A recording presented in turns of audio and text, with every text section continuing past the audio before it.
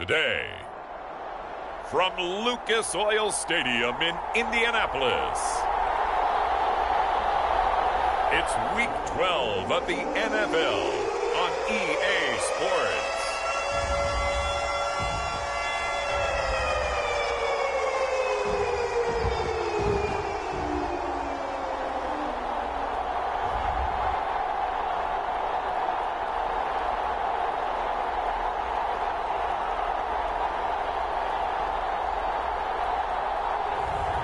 It's the Indianapolis Colts taking on the Pittsburgh Steelers. Just a stone's throw from historic Monument Circle in downtown Indianapolis. We are at the beautiful Lucas Oil Stadium. Today, it's Week 12 of the NFL season, and we've got a good one in store between the Pittsburgh Steelers and the Indianapolis Colts.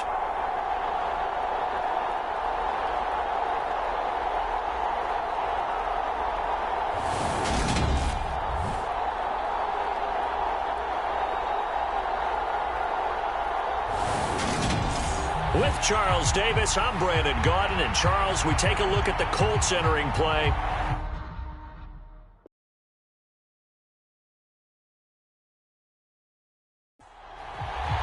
The final playoff push is upon us. It's Week 12 of the NFL season, and we're underway on EA Sports. And the opening kickoff will not be returned, as that will be a touchback. So the Colts now coming out for their opening drive. And they will be led out by their 6'6" quarterback. I love just about everything about him. Love his game, love his makeup, love his moxie. One of my favorite words. This guy's a competitor. Gritty, tough, you name it, he's got it. But he did throw an interception in last week's game. That contributed to a loss. And despite the fact he threw 3 touchdown passes, he's going to be out there redoubling his efforts and trying to play better. And they'll get it up just short of the 45 at the 44. 19 yards right off the bat, and a quick first down. The goal for any offense versus his own defense, find the holes where guys are available and put the ball in the receiver before any defender can step up and fill it. They did it well there. Perfectly executed crossing route. Took just one play to move all the way to the 44 as they try again on first down. On the ground, this is Leonard Fournette. And a good pickup there. He gets about 6 up to midfield. The rushing numbers for Fournette from last week. 25 carries, 110 yards. I think he's exactly where he wants to be coming into a game, partner, because he has to still be riding the momentum from last week when he broke the century mark in rushing and had one of his best individual efforts of the season.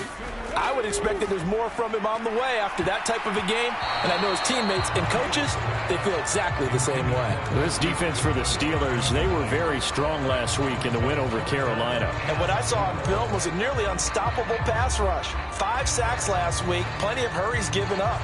So now what do you do on offense? You just max protect, keep everyone in and run the ball? Or maybe just 1 or 2 receiver routes in order to try and keep your quarterback upright? Hunter Henry brings it in. And he is going to have a Colts first down by about 3 yards or so as they wind up getting 7 there on 3rd and 4.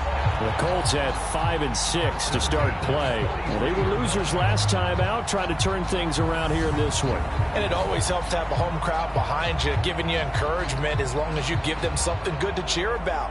So you know they just want to come out and play well for their faithful, and I expect them to do just that.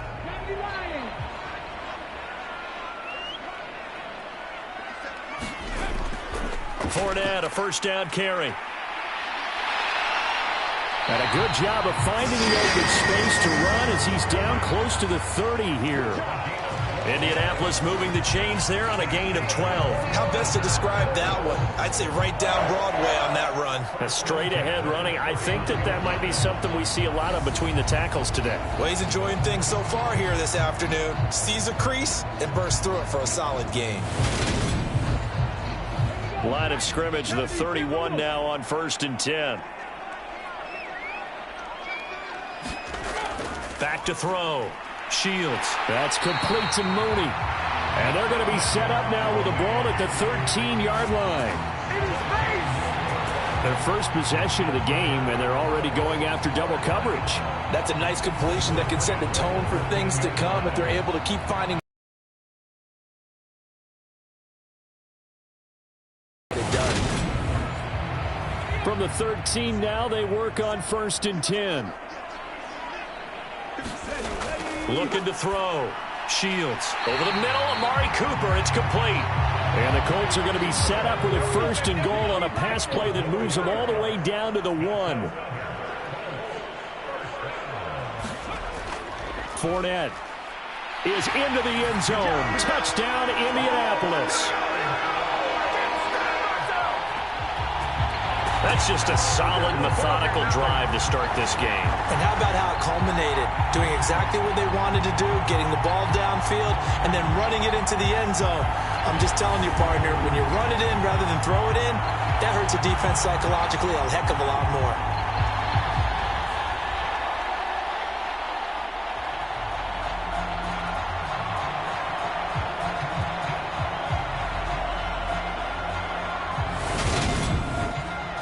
Matt Gay on for the extra point.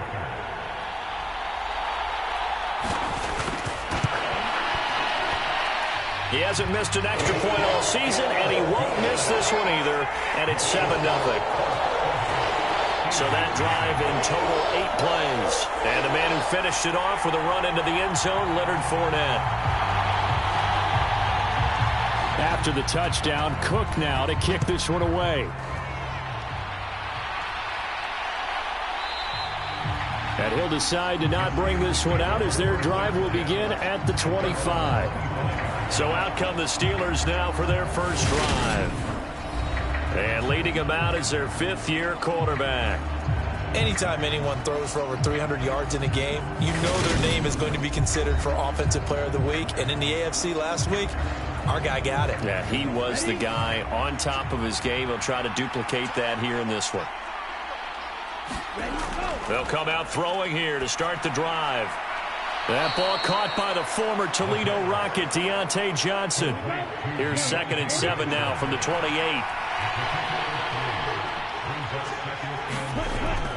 On play action, they'll throw. He gets it complete to Harris. 9 yards to pick up there, and it's a 1st down.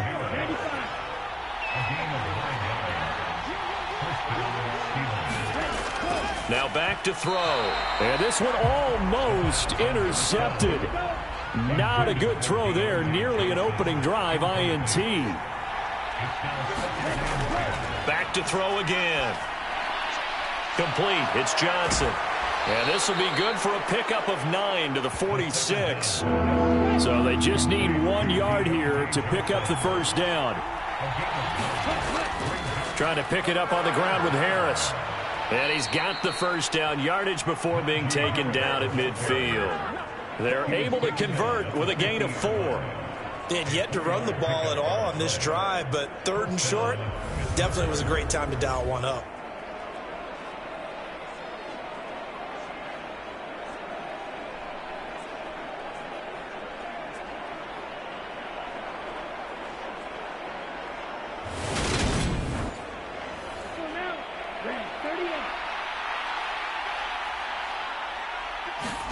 From the midfield stripe, they'll look to throw.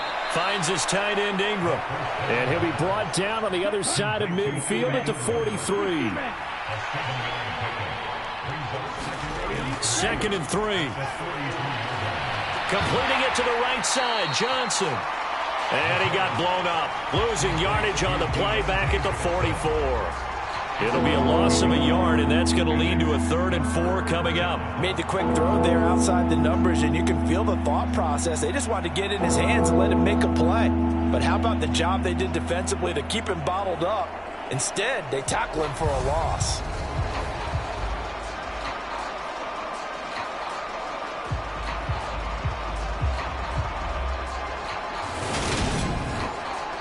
This will be the 8th play of the drive here. 3rd and 4. Now a shotgun snap as they'll look to throw. That's swung out wide to Harris. And he will have a Steelers first down, although it doesn't appear to be by much. He needed 4, and he got 4 on 3rd down. Well, that's how you use your safety valve, CD. He didn't appear to be the intended target, but they got it to him, and he was able to get just enough to pick up the first. And what a great example of where we are right now in the NFL, because if you're a running back, you're not just going to carry it. You got to catch it out of the backfield as well. Those combo guys. Time with Kareem Hunt. And he'll be brought down just outside of the 30. 8 yards the tally on that first down run. Here's 2nd and 2. They run again with Hunt. He can muster only a yard there, and they'll be left with a 3rd and very short.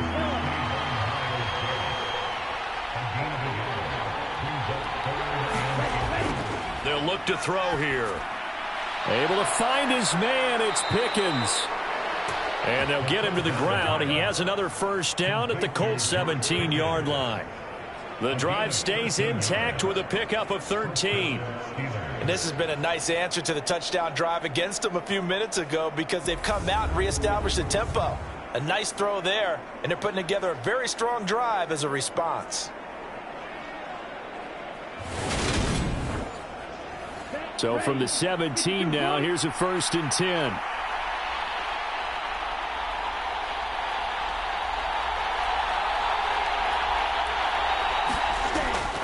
Now a first down carry for Harris. And they work this near the 5. He'll be stopped at the 6.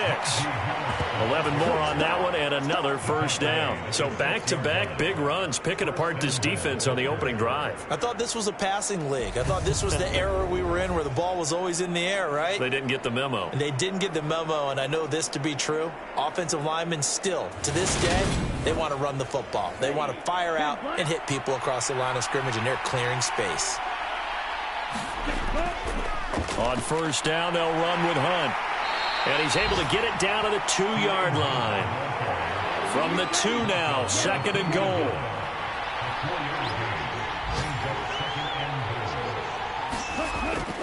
Again, it's Hunt.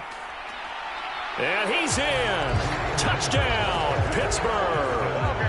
Kareem Hunt with his 4th rushing touchdown on the year. And the Steelers are able to match the opening drive touchdown against them with one of their own. And that caps off what was really a balanced opening drive for them, Charles. They work in the rushing game and the aerial attack, and they end it with a touchdown. Strong in so many ways, wasn't it, partner? Their ability to throw it and run it and accomplish their goal, they've got to like the way that they started this ball game. Extra point put through by Boswell, and we are tied at 7. That one was an extended drive, 14 plays all told. And Kareem Hunt, the one to finish it off, as he did so with a touchdown run. Each team's had it. Each team has scored. 7-7 here as the kick's away. This one fielded at the 5. And he'll go down as this drive will start at the 25-yard line. Getting set to go again, we get a look at Amari Cooper as he heads back out there now. And CD, assuming he stays healthy, assuming the health, should get to that 1,000-yard mark pretty easily. And the best part of what he's done so far is it allows him and the team to relax their pursuit a little bit. Meaning, if they just have normal games, they'll get to the 1,000-yard mark. They don't have to force anything. But one of the reasons he's having the year he's having is what I call route running arrogance. They think there's no one that can cover them. No matter how many people are put in his direction, it just doesn't matter. He's going to find a way to beat them. And so far this year, he's done exactly that. He sure has. They'll be in search of 8 yards here as they hope to convert the first down. On 3rd down, Shields. Pressure comes, and the Steelers take him down. T.J. Watt in there to drop him for his 11th sack of the year. You know darn well both of these teams reviewed the film and saw that this defense had 5 sacks last week. They got to keep their QB upright. And they're going to try their best to do exactly that. But they're facing a team where getting to the quarterback is a mindset. It's a mantra for them. And they play a game within the game, and you know what it is? Let's race to the quarterback and see who gets there first.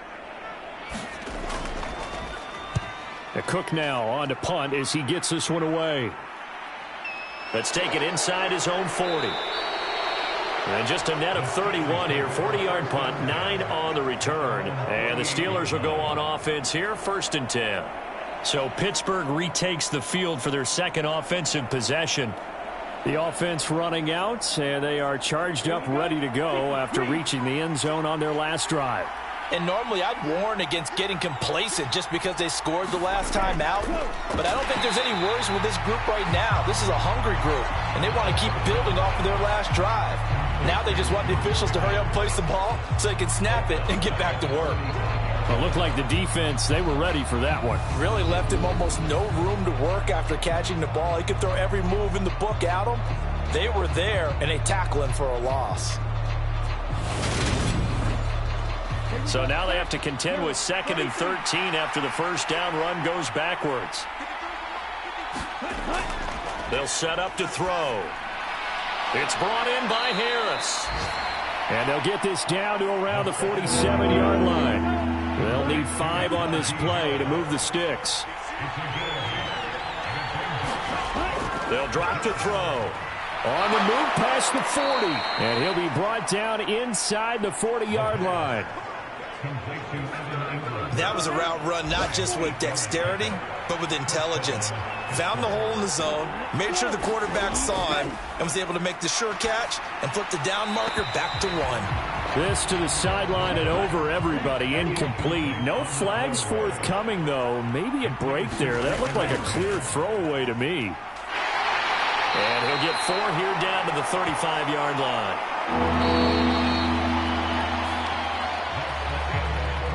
7-7, our score after 1.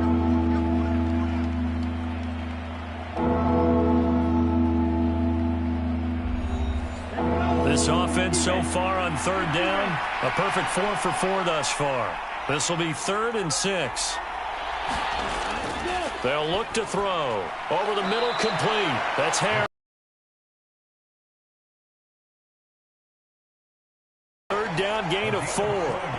How about that strategy there, Brandon? 3rd down. They just said, we've got faith in our tacklers. We'll give you the short stuff, and just decided to protect the sticks.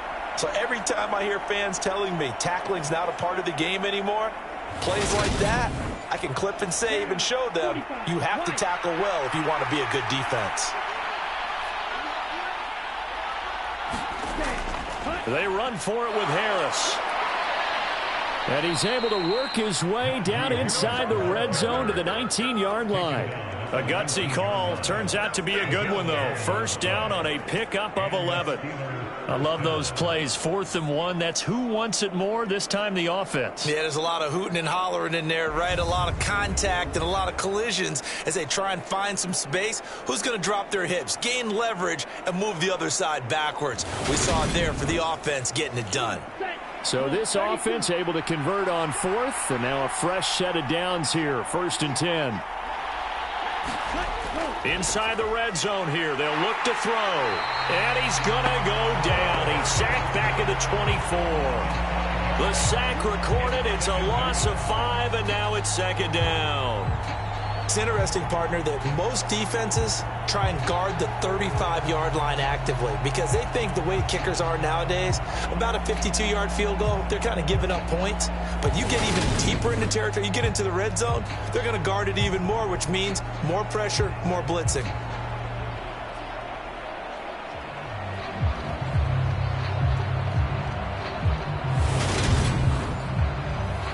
So after a rare misstep on this drive, they'll try to make amends on 2nd and 15. They'll try the right side with Harris. And he's going to lose yardage and be backed up to the 25. Just a 1-yard loss that time, but that's not what they needed. Now they're dealing with a 3rd and long. With his size, he's a tough man to bring down, but they do a nice job there stopping his progress and not allowing him to get back to the line of scrimmage.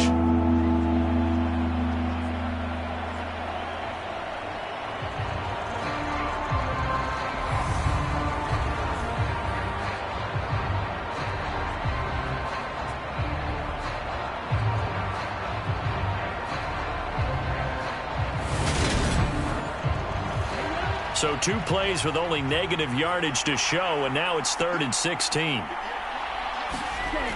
They'll set up a throw.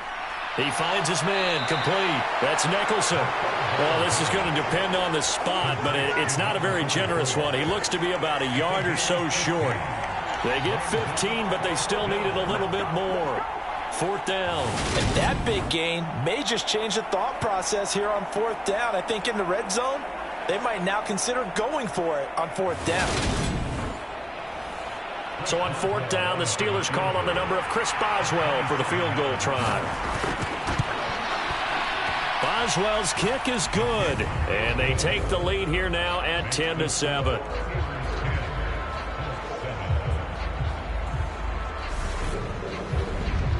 So they're able to end that drive with 3 points in this one-possession ball game. And ideally, you want to end every drive with points. Most quarterbacks would tell you, let's end it with a kick, right? A PAT, that's number 1. Field goal, you'll take. Punts, you really don't want to do that. In this case, they'll take the field goal and get prepared for the rest of the game. And now Indianapolis set to take the field. Yeah, they dipped a game below 500 following the loss last week, and you get the sense that maybe this team's at a little bit of a crossroads here. Yeah, I think that's a really good way to put it, because what's that old malaprop? If you come to a fork in the road, take it. Because this crew, they're losing ground fast. They've got to start winning some ball games. And the good teams, they're starting to separate themselves, and these guys are being left behind. To throw on 2nd down.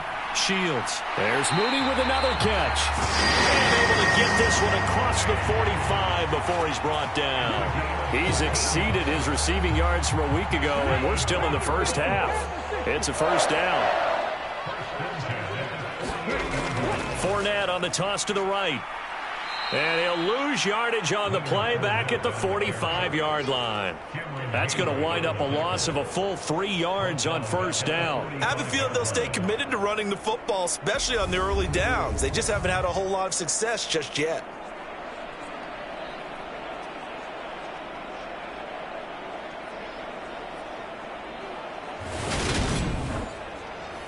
So their task a little bit more difficult now. 2nd and 13 that they're walking up on.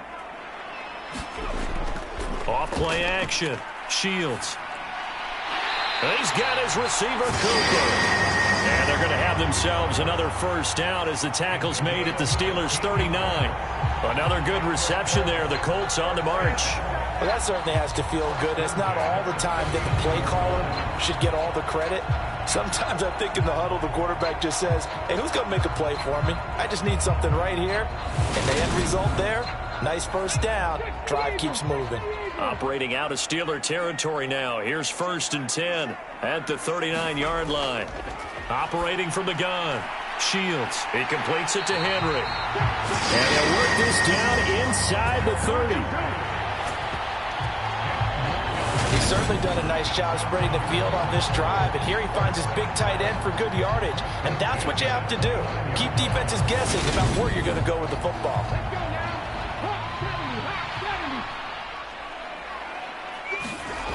On 1st down, Shields. Quick hitter here, it's complete. And he'll be brought down at about the 23-yard line. He decided to run a hitch route. It really helps to have a guy who can turn it loose. And, boy, he rifled one in there on that one. Not much run after catch, but it worked really well. 4 yards remain for 2nd down.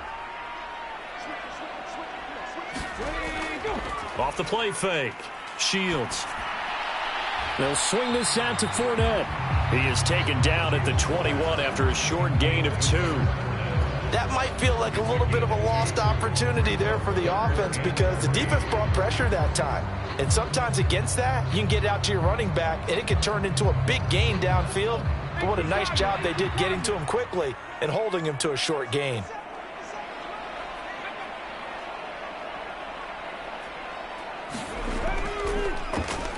On 3rd down, they're going to run for it here. And he takes it down to the 13 and picks up the 1st. That one goes for 8 yards. That's quite a spot there for his first carry of the game, but obviously they had plenty of faith in him, didn't they? No question about it. And here, why not go with the fresh legs? Able to push forward, pick up that 1st.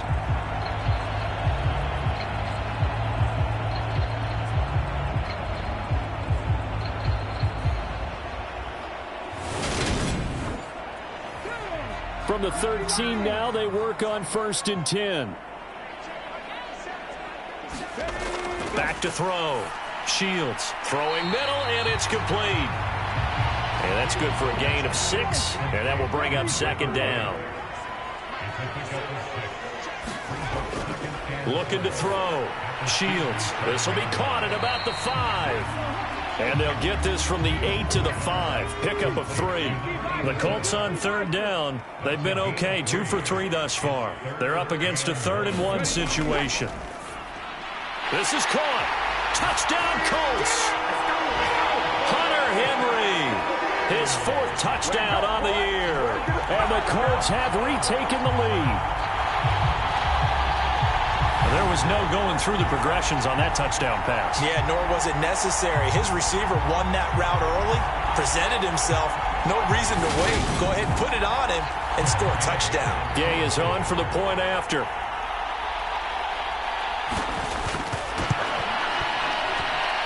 And that makes it 14-10. So that one a long 11-play drive. And it culminates in an Indianapolis touchdown. After the touchdown, Cook now to kick this one away.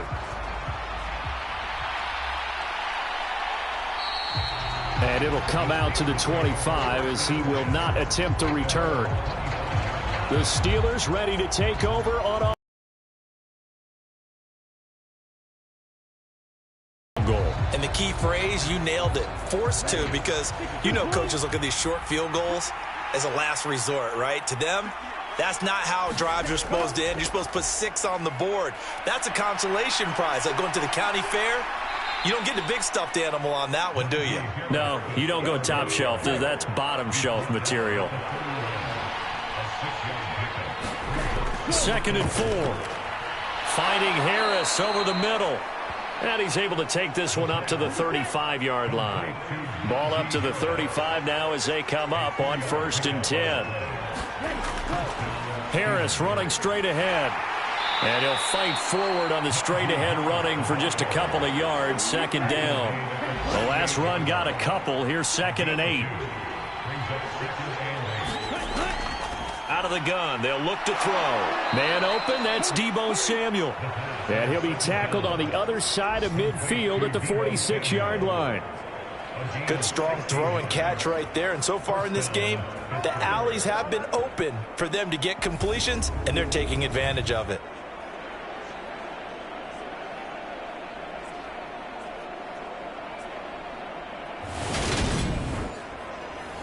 Now from Colts territory, here's a 1st and 10 at the 46. Back to throw. Over the middle, he's got his tight end Ingram. And he's going to be taken down just shy of the 35.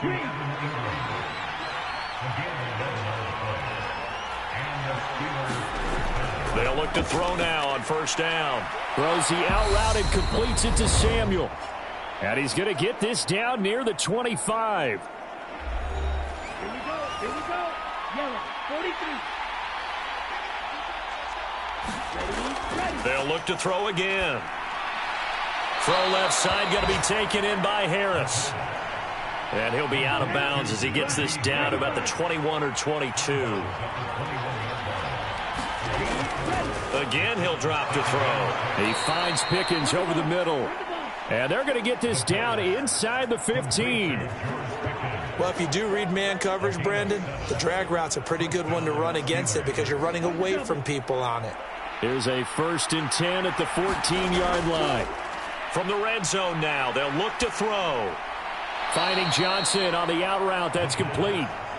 And I believe they buzzed down. They're going to take another look at this play with all reviews coming from the replay official here in the final 2 minutes of the half. Did he keep those feet in bounds? That's the question they've got to decide. And I got to say, watching it in real time, it was awfully close. Yeah, it certainly looked like a heck of a catch because he didn't appear to bobble it, which could complicate things. But even with the benefit of replay, that's pretty tight. Well, here's the call. So that challenge, a successful one.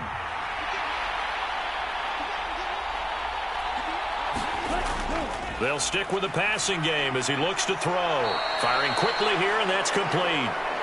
He's taken down at the 7 after a gain of 7. Let's not quibble about the gain there on second down. That was a positive play because that was a take-what-you-can-get situation. Got out to the tight end. Now gives him a much better opportunity to convert on third down. And caught in the end zone. Touchdown, Steelers. Evan Ingram, a 7-yard touchdown grab as they have taken the lead. You got to figure down by the goal line. This is where a tight end earns his money, in the high traffic area. And he's able to work free in the middle of the end zone and grabs that one for a touchdown.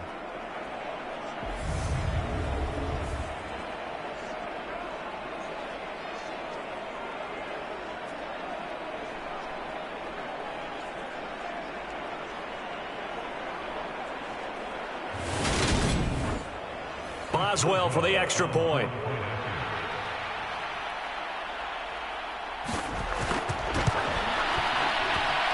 It's good, and they'll take a 17-14 lead. A pretty long drive that time. 11 plays all told. And Evan Ingram able to finish it off with a touchdown reception.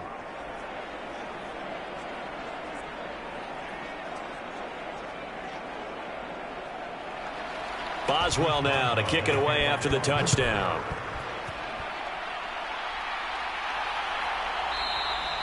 And he won't return this one. He'll go down to a knee, and they'll start at the 25. Their quarterback leading this offense back out. He threw a touchdown pass last time they had it. And he'll look to get him in the end zone again here as they start with the first down.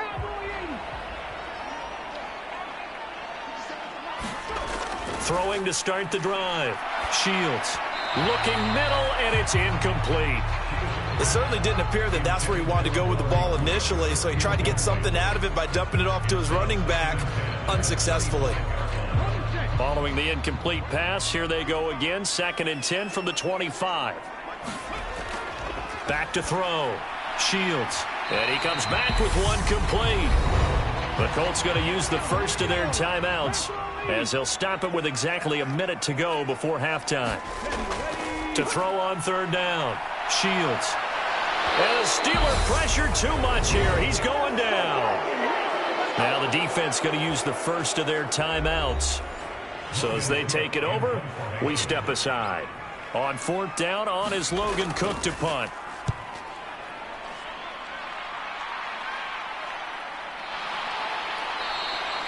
$40 yards on the punt, 2 on the return. And they will take over 1st and 10. Around the NFL, they're in the 2nd in Philly. Now, you saw the score at the bottom of your screen a moment ago. We got a good one going on there. That one tight to this point, and you'd have to imagine it'll stay tight throughout. They'll try and start this drive in the air. Open man right side is Ingram. And they'll get this down to around the 47-yard line. The Steelers signal for the 2nd of their timeouts, as they'll stop it with just over 40 seconds to go in the first half. Now on 1st down, he'll drop to throw it. A quick throw knocked away and incomplete. So now 2nd and 10 after the incompletion on 1st down. He'll drop to throw. And this one incomplete.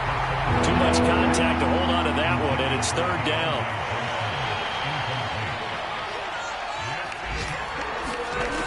On 3rd down, he'll drop to throw. He finds his man, complete. It's Harris. And he'll be tackled on the other side of midfield at the 46-yard line.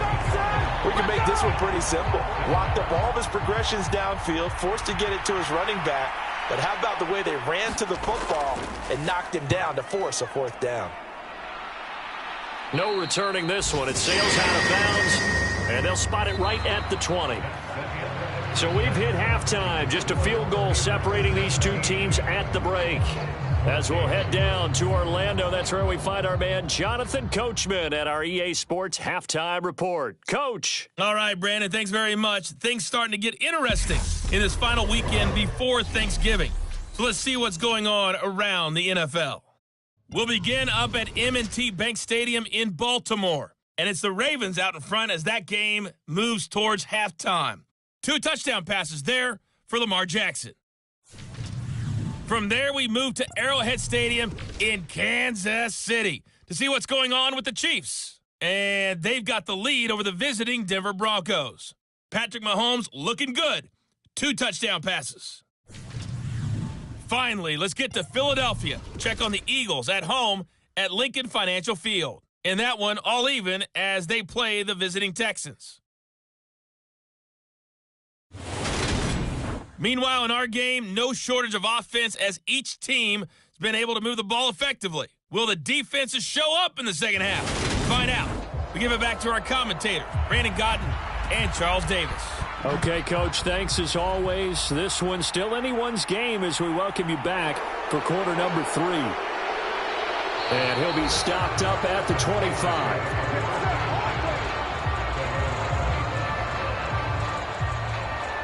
So here are the Steelers to take over on offense. They've got the lead right now. You remember last week they defeated the Carolina Panthers here. Good momentum. Come on, set, 45, right.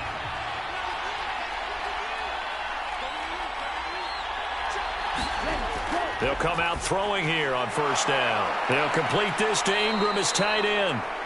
And they hand this off to Harris. And he'll be brought down shy of the 40 at the 38-yard line. So here's a 1st and 10 at the 38. They're going to look to throw. And he's got it. Got his man on the end route. Complete. And they're going to get this up to midfield. And a good quarterback facing zone coverage. If he has just a little bit of time to survey the scene, that's what's going to happen. No doubt about it. If there's no pressure, he's going to continue to pick them apart because he'll have all that time to find someone open downfield. He can only cover for so long. So maybe they want to go to a zone blitz scheme, get a little bit more pressure. Remember when Carolina did that against Denver? They lost the game ultimately. They dropped the defensive end out, and he ended up with an interception in that game in Super Bowl 50. Maybe some sort of scheme like that to try and get more pressure at the passer. 2nd and 9 now. He finds his man complete. That's Harris. So back-to-back plays, each get nothing. And that's going to set up a tough 3rd and 9. Looking to throw. And the throw there going to be incomplete. I know coaches tell us all the time that having a powerful arm isn't the #1 thing they look for in a quarterback. But when you're trying to throw inside routes and you need to put some heat on it, it helps have the big gun. In this case, just a little bit too much. So they're forced to punt on 4th as this one's away. And this will be out of bounds at the what here? The 12-yard line. Here's the Colts now as they get ready for their first possession on offense of the second half. We have not seen much on offense here from either side these last few drives. We've hit a wall, so to speak. And have hit it hard, haven't we? Because the defenses right now, they seem to be a step ahead, don't they? Beating them to the point of attack, beating them to the punch. These offensive guys are tinkering like crazy. What's it going to take to get back on track? Yeah, both sides searching for adjustments.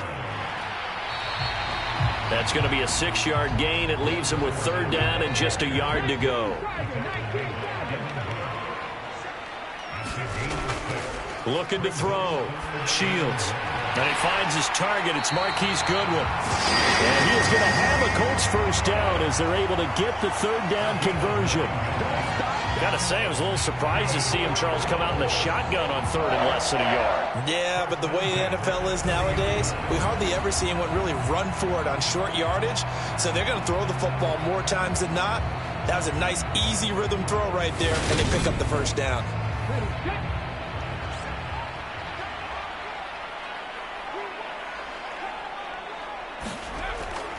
Inside handoff now to Fournette.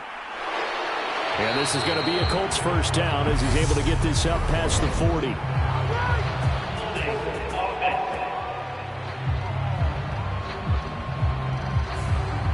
So a decent gain there on the play, but that all gets wiped out with a penalty. Well, that's a setback, but all the good play callers, they just move on. They find something else in the playbook that can attack this defense, and they go right back on the offensive. And the Steeler pressure too much here. He's going to go down. Cameron Hayward in there for the sack, and it's an important one from a personal standpoint, as that is sack number 100 in what has certainly been a terrific career to this point. Now that was a passer's nightmare. The front door totally shut down by the defense, so he kept going backwards, hoping to find another avenue of escape. It didn't exist. And the job becomes twice as difficult now. After the sack, it's 2nd and 20. Up the gut, Fournette. And he'll go down at the 26, following a gain of 6. And Pittsburgh with 6 defensive backs in the game here on 3rd down. Back to throw. Shields.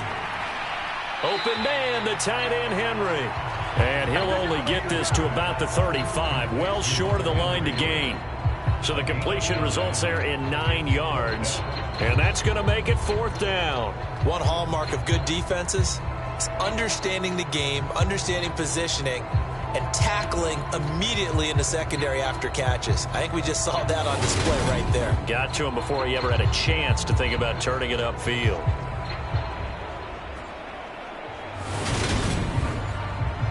Here's Logan Cook now as he's on to punt for Indianapolis.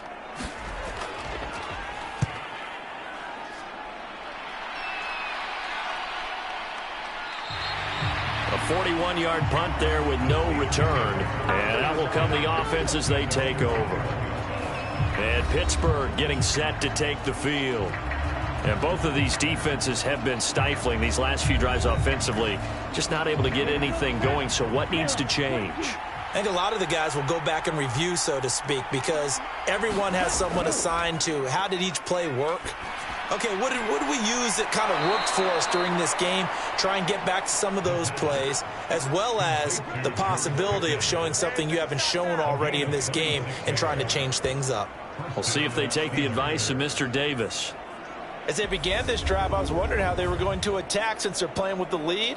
Would they continue to try and push the ball downfield? Well, after one play, it appears that the answer is yes. So one play, and they're already just shy of midfield.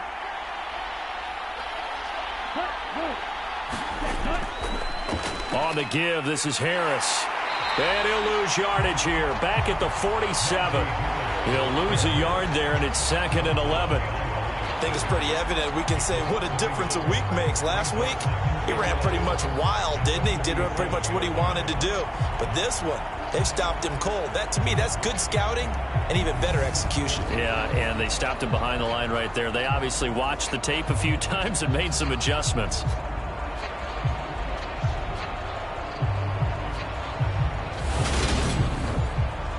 Looking at a 2nd and 11 now after the loss.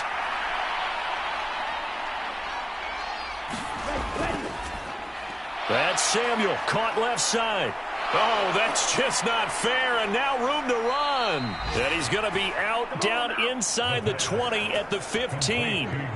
They give him a gain of 38.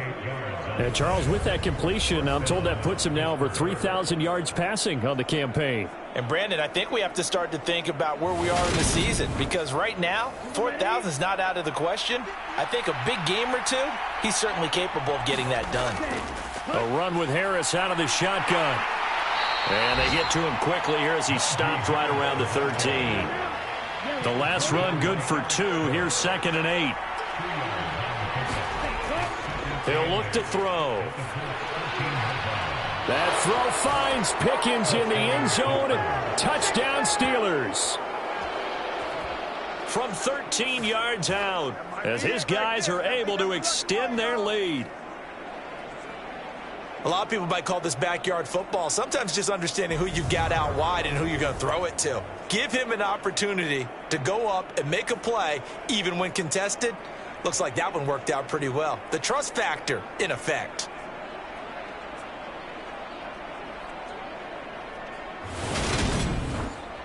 Extra point now by Boswell.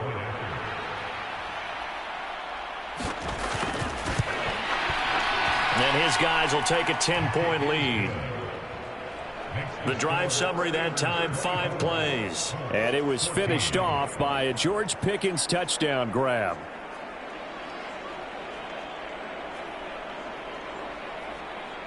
Boswell now to kick it away after the touchdown. Taken in at the 3.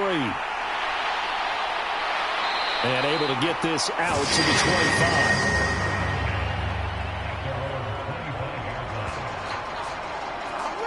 Here comes the Indianapolis offense now as they get set to take over. They're down now 24-14. Work to do as they come up on a 1st and 10.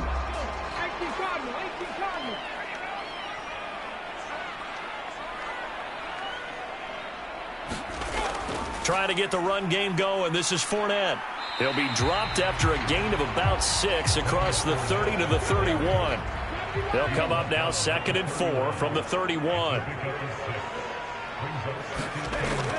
Off play action. Shields dumps it off to Fournette. 2 yards on the pickup there. And it makes it 3rd down and 2 yards to go. They'll try and run for it with Fournette. And he's going to have the 1st down, yardage to the 35. Yeah, they really needed to get something going, didn't they? They had punted on the last 2 possessions. The running game starting to come to the front for them, providing a nice pickup there to keep this drive going.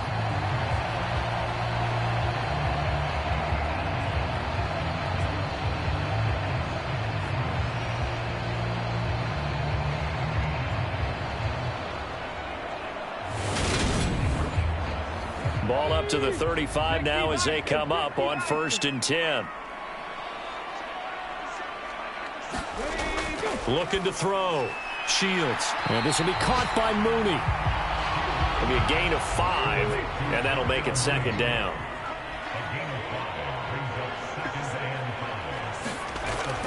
Fournette running out of the gun. And this is going to be a Colts 1st down as he's got this up to the 45-yard line. So after 2 first downs, they get another here. 1st and 10 at the 45. Back to throw. Shields. Got his man complete over the middle. That's Henry. And he's going to get this down to the 35-yard line. A good pickup there of 20 yards. A couple of 1st downs right in succession, and this is an offense that can really use a good drive, and they're off to a fast start here.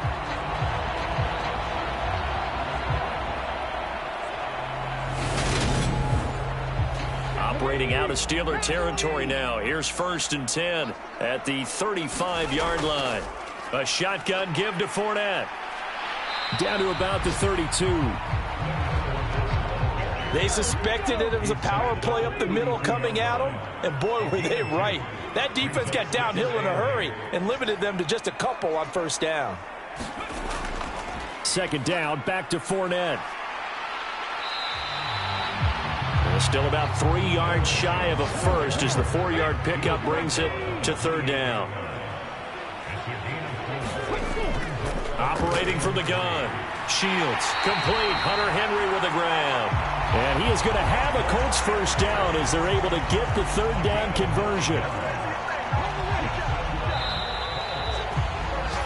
And as they come to the line, they will not be able to get off another play as time has run out on this 3rd quarter.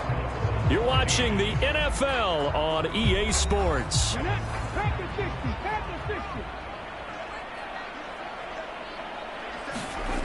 Throwing on 1st down. Shields. That's complete to Mooney. And he gets it inside the 10 to the 9. 1st and goal, and they got to be thinking a chance to get right.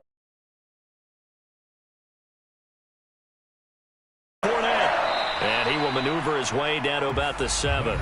It's a gain of a yard, and it'll set up 2nd and goal.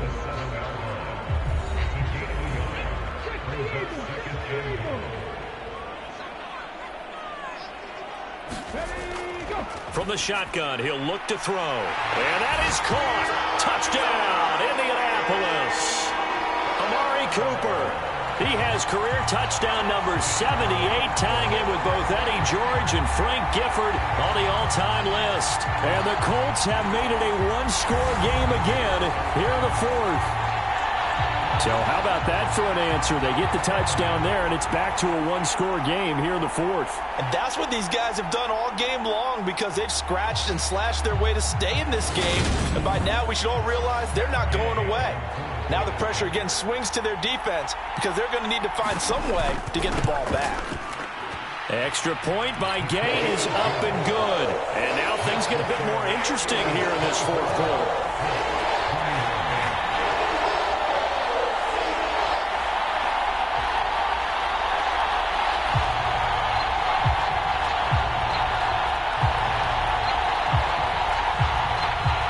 After the touchdown, Cook now to kick this one away.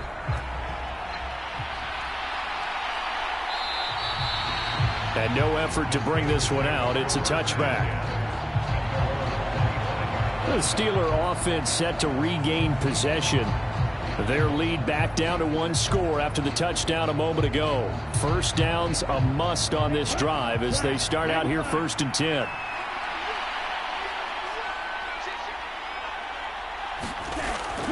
Harris starts the drive on the ground. And he will lose yardage and be backed up to the 24.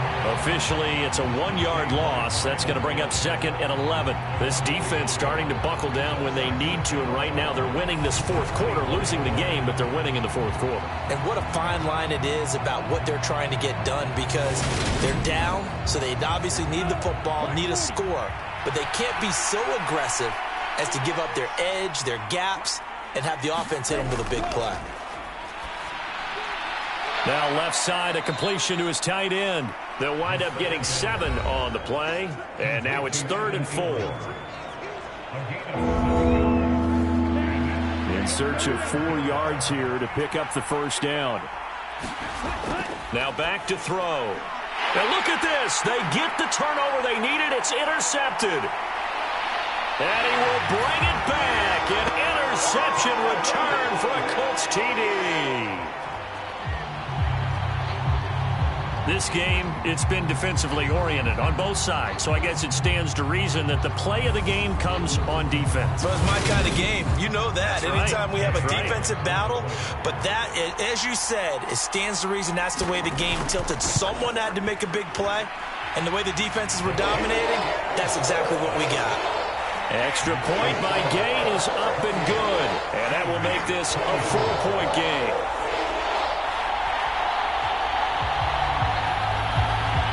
So they throw the pick six. They'll get another shot at it now as this one's in the air. And here comes a return from just beyond the goal line. And ultimately cannot get this out to the 25-yard line as he's dropped at the 23. Pittsburgh set to take over again on offense. And they have to try and move past that pick six because now they're dealing with a fourth quarter deficit. And they need this drive to end in points.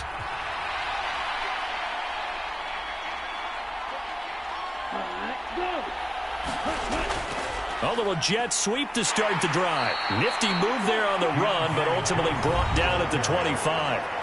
He was brought down there by Julian Love. 8 yards to go on second down. They'll run. Here's Harris.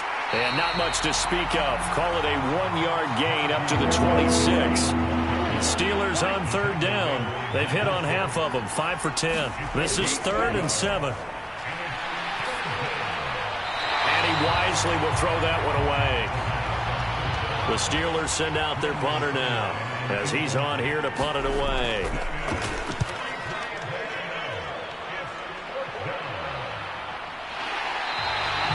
It'll be a 39-yard punt, no return. And the Colts will go on offense here, 1st and 10. And now Indianapolis set to take the field. Their defense got the stop, forced the punt, and now you really start to monitor the clock as they nurse this slim lead. Line of scrimmage, the 31 now on 1st and 10. Off the play fake. Shields.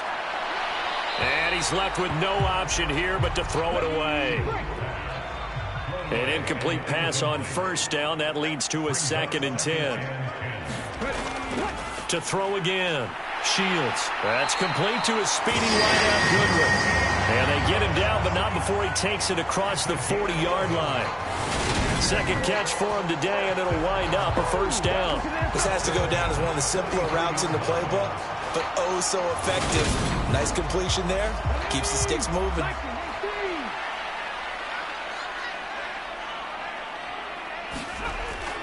Fournette, a first down carry. And he'll fight forward on the straight-ahead running for just a couple of yards. 2nd down.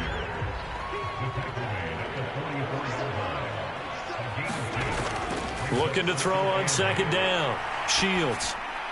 He'll find Goodwin here on the right side. And they're going to get this up to midfield. Coming up here looking for 3 yards to pick up the first. From the midfield stripe, they'll look to throw. And incomplete. He had nowhere to throw, so he just tossed it away. But that brings up 4th. I see the surprise in your face there, partner. That is a rare incompletion from him. He's been on point this entire game. He has percentage completion-wise way up. Not that time. Here's Logan Cook now. He'll boot it away from about his 35.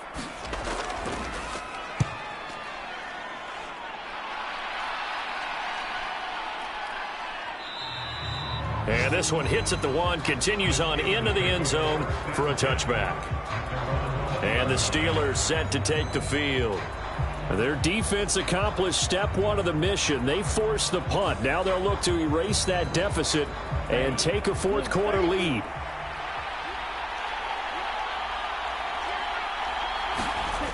They'll come out throwing here to start the drive. Throw left side, complete to Ingram. And he'll get this up past the 25 before he's out of bounds. That's good. The completion there for 7 yards, and it'll be 2nd down. I got the sense that the defense created a little momentum for them there, didn't they? Did their job, forced the punt. Now, nice start to the drive. Offense has to do their part. Yeah, they certainly do, but what a great start for them. They got to go thank the guys on D. And he is met in his tracks behind the line of scrimmage.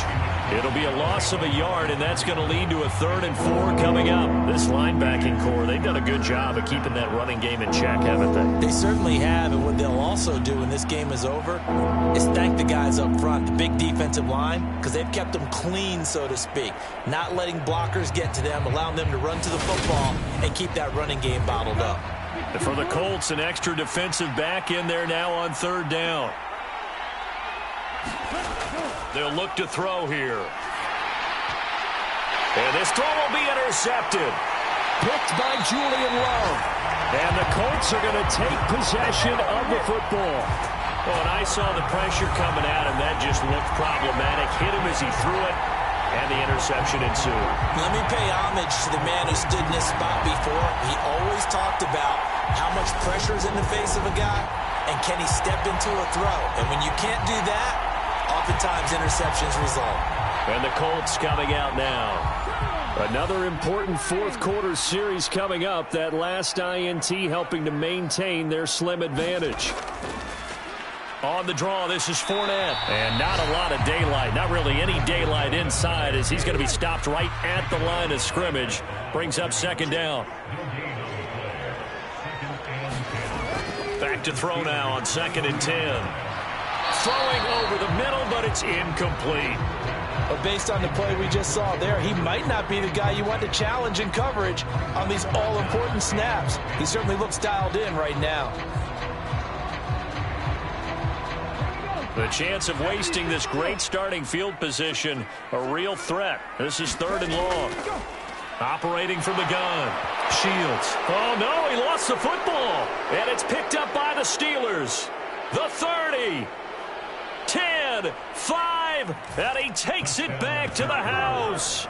A fumble recovery for a Steelers score. And a big turning point here in the second half, Charles, after that play.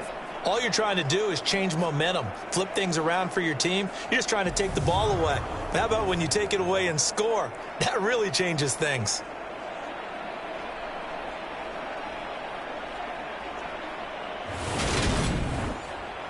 Now an important extra point here to stretch this lead to a field goal. He's got it, and this is indeed up to a 3-point lead. So not only the cough up, but then the pickup on the other side, the scoop, and the score the other way, the fumble return for a touchdown. And you can bet they're preaching two hands on the ball here as the kick's away following that fumble return. From a couple yards deep, he'll bring it out of the end zone. And ultimately, he stopped right where he would have been if he had simply gone down to a knee at the 25. Here comes the Indianapolis offense now as they get set to take over. A golden opportunity for them now following the interception. They need to try to at least get 3. Obviously, a touchdown puts them in a much more secure position. They'll start out on the ground. It's Leonard Fournette. That's to about the 28. Second down coming up.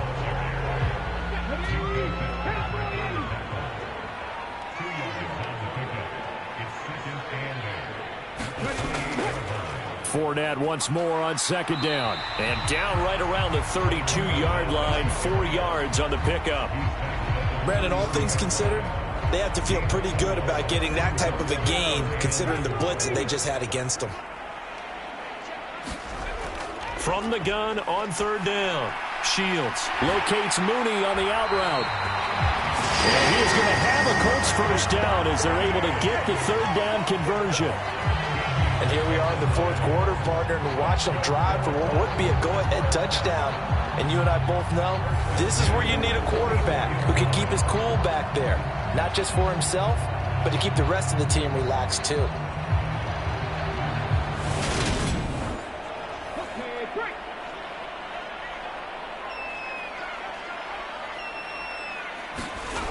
On 1st and 10, Shields. And this a leaping effort, but it's knocked away and incomplete.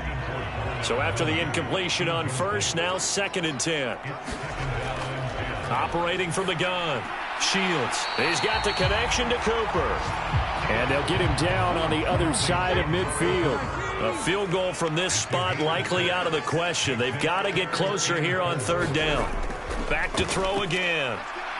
Able to shake him off. But now he's swallowed up and taken down. Taken down for the 5th time this game. Multiple defenders there to get him. This defense, they just continue to feast. 5 sacks now as a unit. It's been quite an afternoon getting to the quarterback. And we're seeing it come from a variety of places as well. Sometimes just the guys up front and getting to him. Other times you add extra guys rushing the quarterback, twists and stunts. It's been a variety, and they've had no way of blocking them. Got to try it here. He's back to throw. And it's incomplete. They cannot convert, and they turn it over. The Colts unable to convert here on 4th down. And the Steelers, they're going to take over an excellent field position. So the failure to convert no doubt really hurts, but this one's not over. A good chunk of time on the clock and the timeouts. Yeah, not only do they have the timeouts, as you just noted, they're going to get an extra one with the 2-minute warning. And that's going to help in big way. So in a sense, they have 4 timeouts in their pocket. The big thing, stopping them on defense now. They can't let them get a first down and make them use their timeouts and get a fresh set of downs. They've got to stop them right here. And if so, they've still got an opportunity.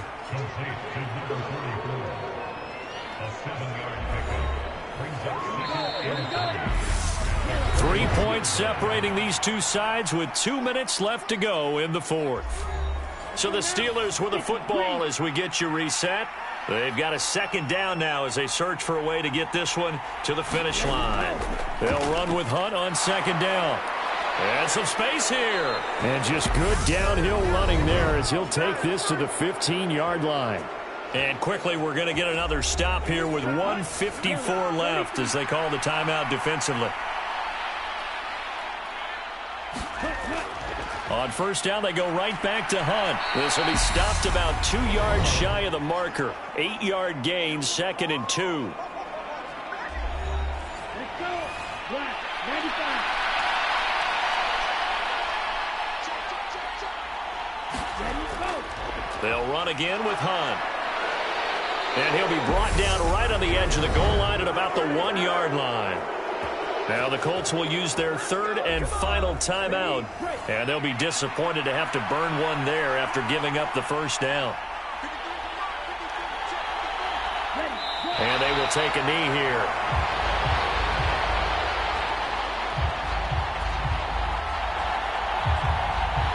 Back at the 2 now. Here's 2nd and goal.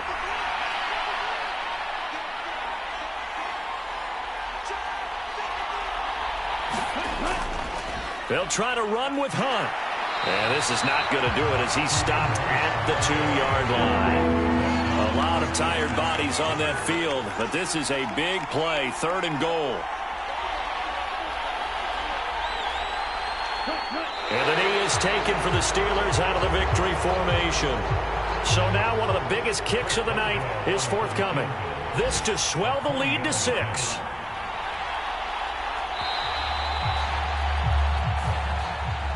Well, this ball game was close throughout. Remember, it was neck and neck at intermission, neck and neck at the end, but a great job to come in here in a tough environment, Charles, and get the victory.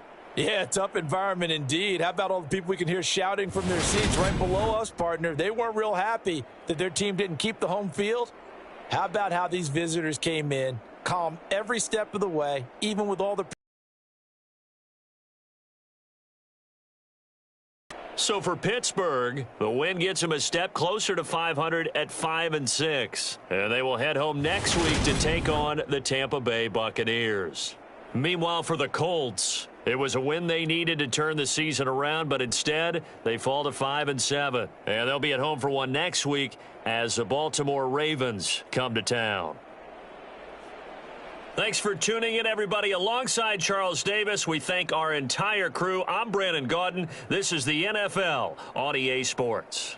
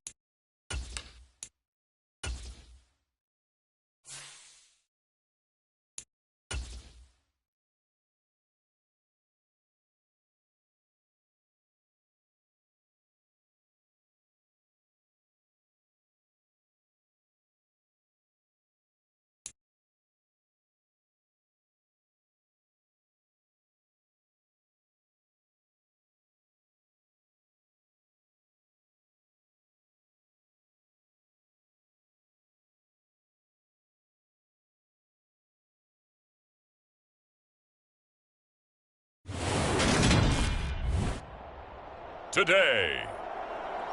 From London, England, it's the NFL International Series on EA Sports.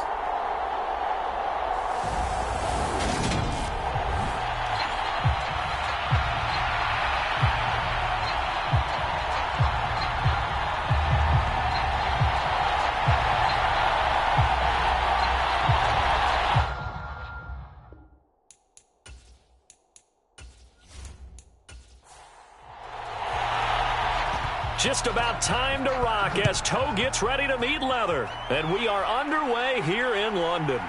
From a yard or two deep, here comes a return.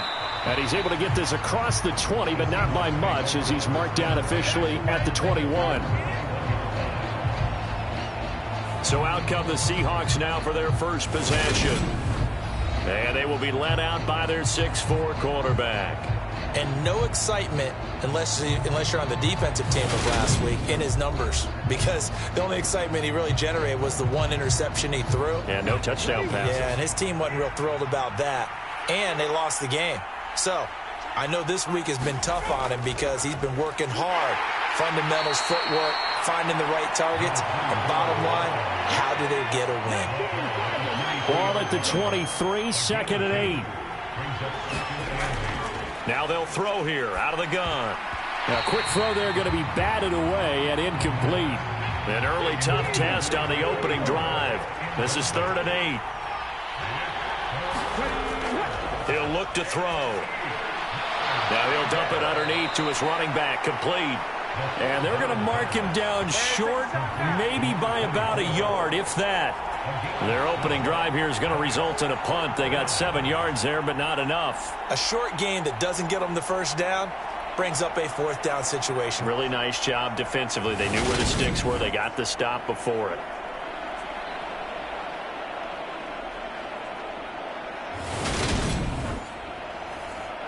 The Seahawks send out their punter. He'll kick it away after a 3-and-out on the opening drive of the game. He punted 4 times in the loss last week as he gets this one away here. It'll be a 44-yard punt. The return goes for 8. And it will be 1st and 10 as they take over. So now we'll get a look at the other offensive unit as they come out for their first possession. And a glance at the tall signal caller, standing 6'6". That was a solid performance last week, wasn't it? 2 touchdowns, no interceptions, ran the team well, won the ball game. Bottom line, may not have been earth-shattering, but it didn't need to be. On 1st down, Middleton. And he's got the hook up to Moore. So the completion good for 7 there. And it's 2nd down.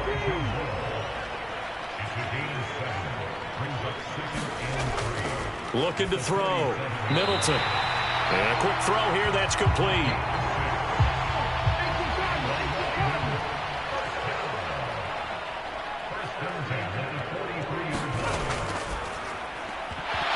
And this will be incomplete. Physical play on the football there, and it's 2nd down.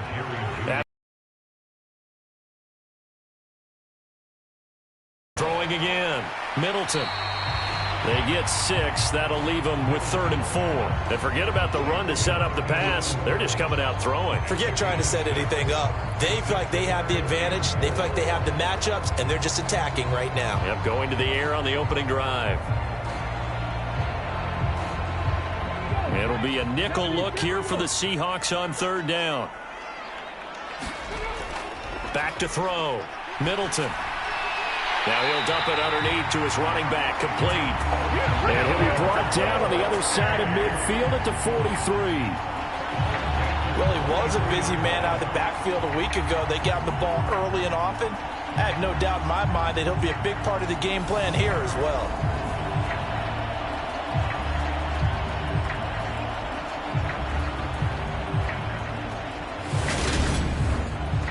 So from Seahawk territory now, it's 1st and 10 at the 43. Up the middle they go. Harrell. And he'll take this ahead for about 4. 2nd down coming up. Following the pickup of 4, here's 2nd and 6. Looking to throw. Middleton. It's a short one here, complete to the tight end. And they just keep marching right along. First down on a pickup of 8 there. Off play action. Middleton. Now he'll dump it underneath to his running back, complete. And he'll go down at the 26 following a gain of 6. To throw on second down. Middleton. And that is incomplete. Had the right idea there, trying to throw it to the sideline, but he led him just a little bit too much, trying to get it out to his receiver. Ends up falling to the ground, incomplete.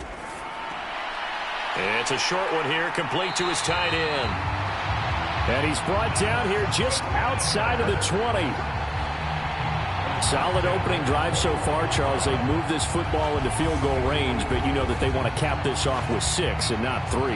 Absolutely. As one of the better coaches in the league always tells me, on offense, I want to throw body blows all game long and finish it with uppercuts. Well, here are the body blows right now. He's hoping in one uppercut will take care of the end of this drive. Throwing on first down. Middleton. And they've got this down to about the 12-yard line. Counting down toward the midway point in quarter 1. On second down now. Harrell. And now they're inside the 10 as he's brought down at the 9. It's a 3-yard pickup, and that sets up first and goal. It's nice every now and then in this game not to see people overthink it. Just hand it to the old reliable guy. Let him pick up the first down. Back to throw. Middleton. He rifles complete. Caught by Moore. They'll get only 2 there, and it's second and goal. Well, there wasn't much there with that hitch route. They didn't gain what they expected. But sometimes when you call a hitch, you really don't have an alternate to go to. You don't have a second route to throw it to. So sometimes you have to rifle in there and hope for the best. The line of scrimmage, the 7 now on second and goal. This is Jennings. And that'll move him a little closer as he takes it from the 7 down to the 4-yard line. Big play coming here. It's third and goal. Looking to throw. Middleton. And it's caught. Touchdown. Sky Moore. His first touchdown on the year. And the Black Knights get the upper hand as they're on the board first here this afternoon. Well, these guys have won 3 straight ball games and another good start to this one out to the 6-0 lead. And I've talked with so many different coaches, as have you along the way, and they always talk about winning streaks and the mood of a team and how much easier it is to actually prepare during that time. Guys are sharp, guys are focused, everyone's feeling good, and we're seeing it early in this one. Extra point right down the middle, and it's now a 7-0 game. That drive a long one, spanning 15 plays. And it was Sky Moore capping things off with a touchdown reception. The kickoff unit is out on the field, and they will send this one away.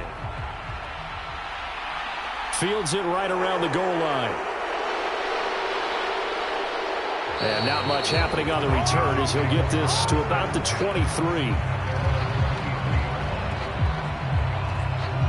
Seattle's offense coming back onto the field, ready for their second drive as we grind toward the end of the season here, and they haven't had the season that they had hoped. So let me ask you to play GM. Where might they look to make some changes? I think when you look into the upcoming draft, think hard about them drafting multiple offensive linemen. They've got to get stouter up front. And as a GM, it always tells me, Charles, this is a big boy league, and big people always end up winning games for you. Taken down on the play by Aiden Hutchinson. Well, it's time for them to be good teammates right here. And what I mean by that is possess the ball for a little while. Get at least 2 first downs. Give their defense a chance to settle down a little bit after they give up a touchdown.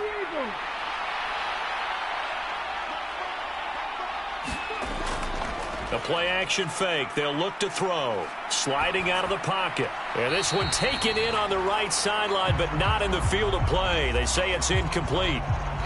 The throw led him a little too far. It brings up third down.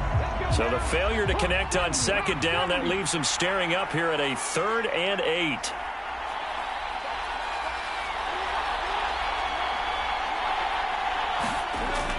They'll set up to throw. That's complete to DK Metcalf. And he is going to have a Seahawks first down as they're able to get the third down conversion. Well, this is where reading defenses and practice time comes into play. You've got to know what you're running versus zone versus man and how to run the proper route. And they just executed that one pretty well.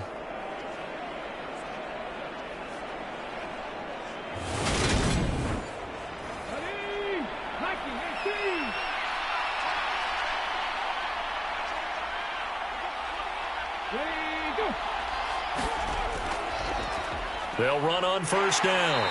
Wiley. And slow going there as he'll only get a yard, maybe, up to the 41. Well, this defense very strong in that victory from a week ago. Yeah, they gave up 17 points, but that's what you would consider a goal for each and every defense, because if you give up 17 points a game all year long, you're thinking you're going to be a playoff team because you expect your offense to score more than that. That's what you're looking for. Room to improve, of course, but I'd have to say a very solid performance. And it looks like we've got a dime set here defensively. 6 DBs in the game. Back to throw here. Oh, it's a screen pass. That's complete. And he'll be out of bounds just shy of the 40. The Seahawks moving pretty well through the air. Another first down. But they've certainly made a point of getting him involved in the passing game here in the first half. They must have seen something in the scouting that said, hey, we can capitalize on him getting the ball possibly in the open field. And I think in the second half, that may loosen up the defense a little bit to get the running game going back inside. So on the other side of the field now, it's 1st and 10 as they've got things rolling on this drive. Jet sweep. Here's London. Micah Parsons, the linebacker, in on the tackle. 2nd down and 8. Back to throw. Quick hitter here. It's complete. And he gets this to the 35. Good for a gain of 5. Here comes play number 9 now as they come up on a 3rd and 3. Out of the gun. They'll look to throw. He finds his man. Complete. That's George. And he is going to have a Seahawks first down. They needed 3. He doubled that. He got 6. As an unbiased observer, I think it would have been interesting to see what they would have done if they hadn't gotten the first down there. But since they did, I guess the point is moot. Yeah, they were right there in that middle ground, field goal range, punt, go for it. But as you said, they picked it up.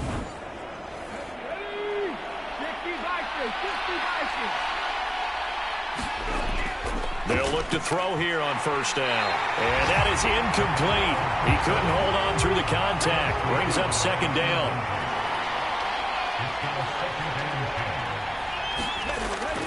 He'll try again with the arm here on 2nd down. And they're going to get this down inside the 20. So here's a 1st and 10 now, down inside the 20. Inside the red zone here. They'll look to throw. That's going to be caught at the 10-yard line. After 1, 7-0 on EA Sports.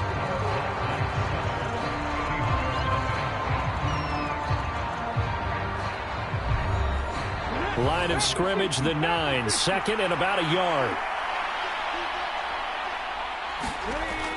They'll look to throw again. And he'll be hit as he releases it, and that'll fall incomplete. The Seahawks on 3rd down. They've been good, 3 for 4 thus far. They need just a yard here. It's 3rd and 1. And he's got the first down as he gets it to the 8. I think they like this drive a little bit better there, partner. Running game helping out, picking up some of the slack. Because remember, the last drive, they went 3 and out.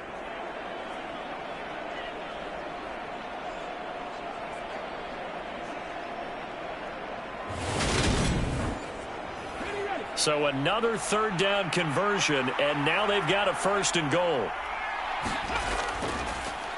They'll keep it on the ground. Wiley. And he'll be stopped just outside the 5 at the 6. The 6-yard line, the line of scrimmage on 2nd and goal. Now a shotgun snap as they'll look to throw.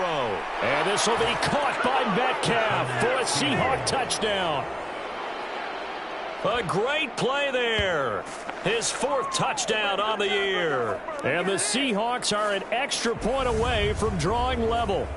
Well executed there offensively. Defense looked a little confused, but he found his receiver, and that one good for 6 points. And the payoff we just saw there tells us how many times they ran this play in practice over the past few weeks, because they executed that flawlessly right here on game day when the situation arose. Point after, right down the middle. And we are tied at 7. So all even at 7 now as they kick it away. And here comes a return from just beyond the goal line. And he'll wind up getting a couple extra yards here for his trouble and bringing it out of the end zone as he's down at the 27. Back onto the field comes this offense, ready for their second drive. Even though they might not find the number 1 seed next to their name come playoff time, there's not going to be very many teams, if any, entering the playoffs on the kind of run they're on. They're hot. And I love that word, hot, because every team in the league wants to go into the playoffs on that uptick. Because a lot of the time you serve notice to the rest of the league that, hey, we're the team you need to deal with. We're the team that's going to be a real problem for you. And if they can continue this streak, they could very well be that team and gain that confidence that they're seeking as they head to the football right now. It is showing. On first down, Harrell, and some room to maneuver. And some good acceleration there as he's across midfield to the 48-yard line. 12 more yards there and another first down. Although his reputation as a speedy runner precedes him, it's always fun to watch him work. It is eye-opening, isn't it? Because when you see him get the ball and just go, in addition to that speed, it helps out his blockers. They don't have to hold blocks for long because he's just going to speed right past them. So from Seahawk territory now, it's 1st and 10 at the 48-yard line. Back to throw. Middleton. Man open. He's got it complete to Cortland Sutton. And he'll be hauled down at about the 30-yard line. Well, coaches always talk about finding balance on offense. I don't think you get much more balance than this. Big-time run, big-time pass. A 1-2 combination. Looked pretty good. How about that? Let's see if they can continue to take that kind of a punch, though. So 1st and 10 now from the 30. Looking to throw. Middleton. He's got the connection to Moore. And he'll be brought down at about the 23-yard line.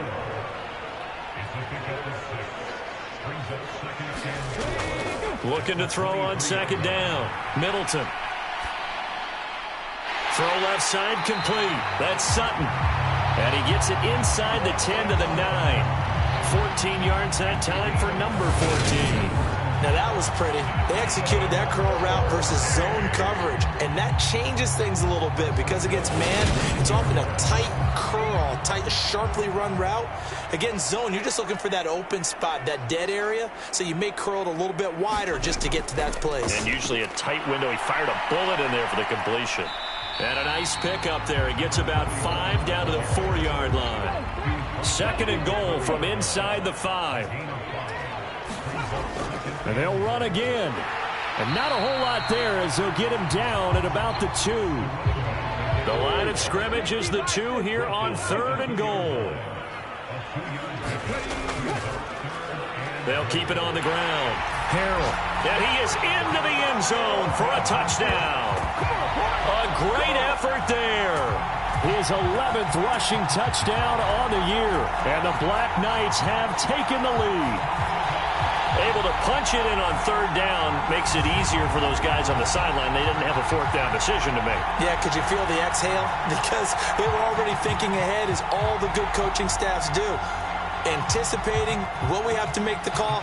They already had it lined up. Never even got to it. Now the extra point try forthcoming.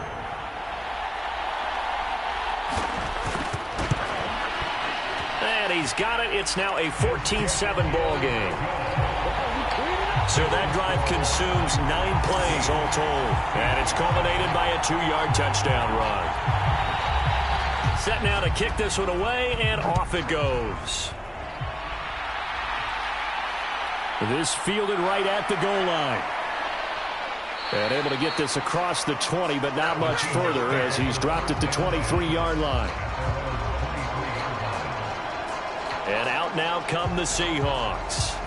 They trail a one-score deficit, 14-7, as they come up 1st and 10.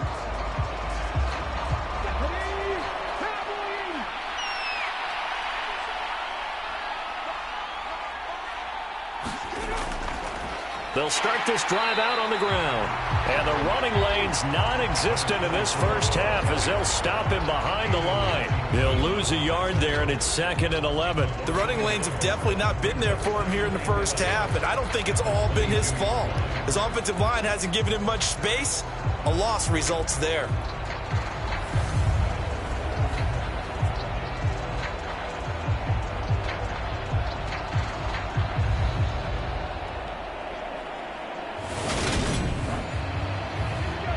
Of a yard there to start out. That leads to a 2nd and 11. Now a handoff up the middle. Wiley. And he'll work his way across the 30 to the 32. And I see an extra defensive back on the field. Little surprise here on 3rd and 1. Up the middle they go. Wiley. He is going nowhere as he is enveloped behind the line. No gain on the play there. A nice job defensively. And it likely forces a punt situation on 4th. Yes, it's the first half, but we'll see if that stuff there on 3rd and 1 comes back to haunt him. I hope you don't mind, but it's not going to stop me from putting a check mark next to this play. Let's look back as this game progresses and see if this is one of the key plays in the game, even though it occurred early. Update now from a game going on in Pittsburgh. And the Steelers, they're out to an early lead. This will be a 41-yard punt, 3 on the return. I have a feeling that one's going to stay tight throughout. We'll continue to monitor. And now this offense comes back out onto the field. So for this offense, Charles, remember, drive 1 made it to the end zone. Drive 2 resulted in a touchdown as well. Now they'll try to make it 3 for 3. Yeah, and you know, they told us all week that this was the plan and this is what they wanted to execute, but did they really believe it would happen this well, this efficiently? I know they'll take it, and afterwards they'll say, there was never a doubt in our minds we were going to be successful in this one. On 1st and 10, Middleton. Firing quickly here, and that's complete.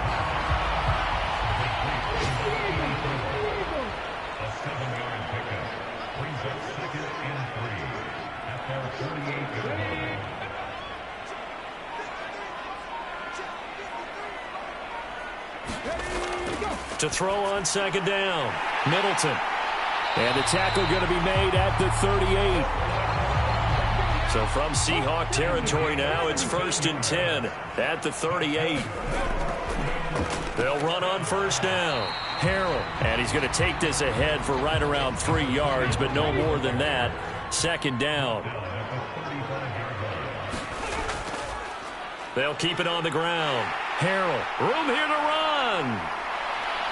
And he'll take it into the end zone for a touchdown. A great play there with his 2nd touchdown here in this first half. And the Black Knights go up by 2 touchdowns. Well, CD, that's his 2nd touchdown already. And how about this offense? 3 drives, 3 touchdowns. An absolute total team effort right now. And let's face it, I don't think he's done. We're still in the first half. There's a lot of time left to go. I don't know what they're going to do on the other side trying to slow him down. But right now, he's feeling it.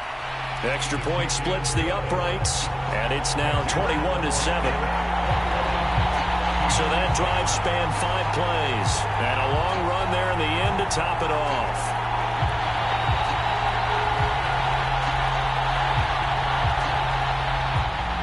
Out is the kickoff unit as they run up and send this one away.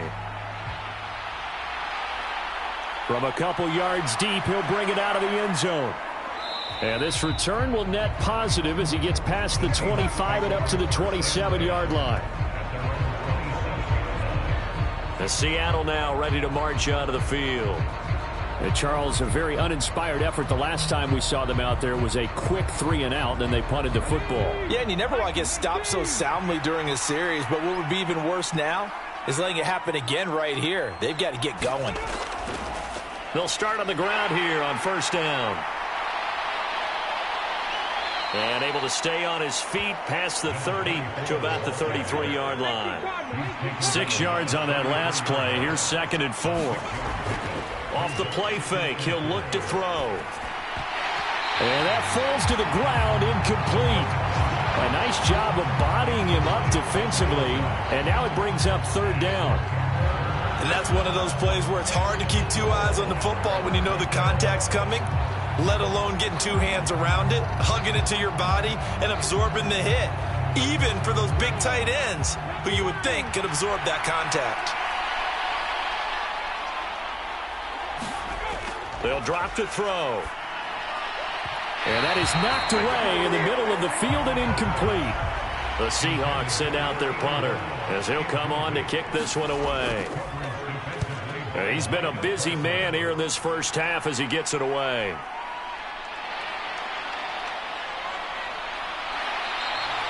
Found good room to run there. Returns it 14 yards. Getting set to go again as we look at the back heading onto the field again. And he's well on his way to a 100-yard game. He's already more than halfway there. We're only in the 2nd quarter. And what I've always loved about running backs is they'll tell you, I had no idea how many yards I had. Right. Those guys have an innate sense of where they are in a ball game and how many yards they've accumulated, because you know they're always working towards 100. He's been working well towards 100 here. Give him a gain of 5 on the completion, and that'll bring up 2nd down.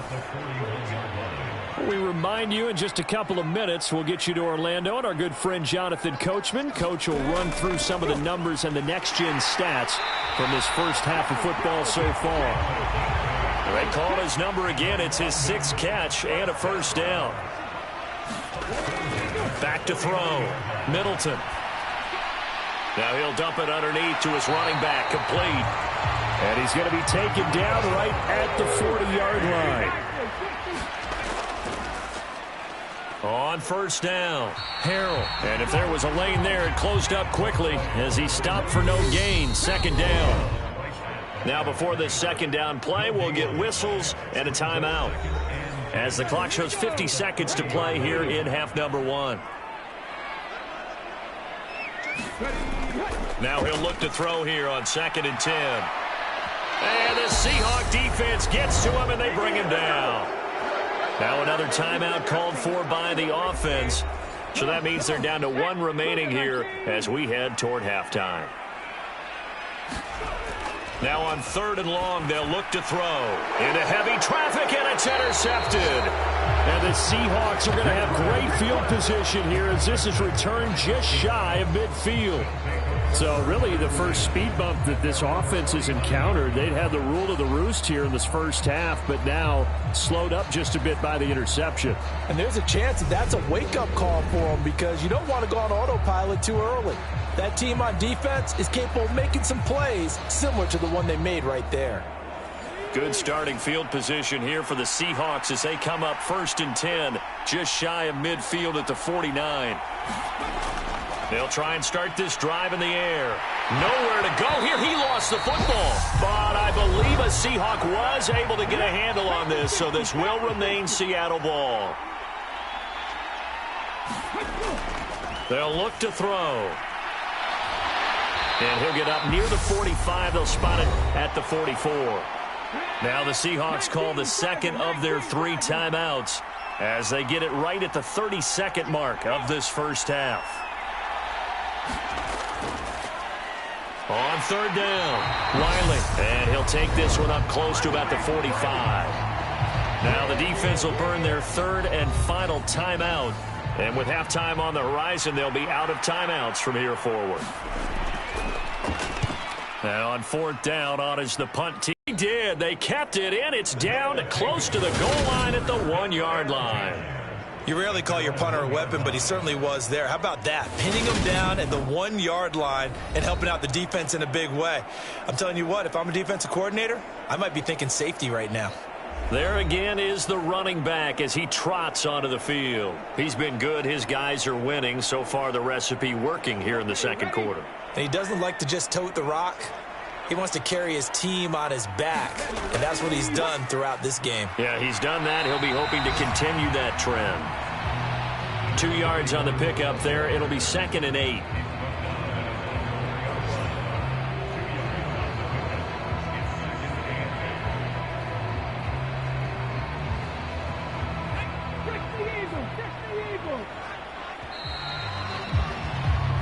So we have come to halftime in what's already a 2-touchdown game.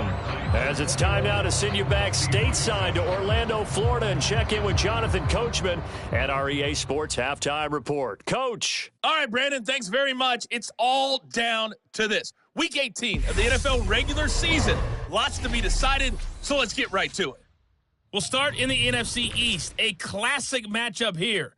Dallas visiting the Meadowlands. And it's the Giants who are out in front in the second quarter. 2 touchdown passes for Kirk Cousins there. From there, we're off to check out another game.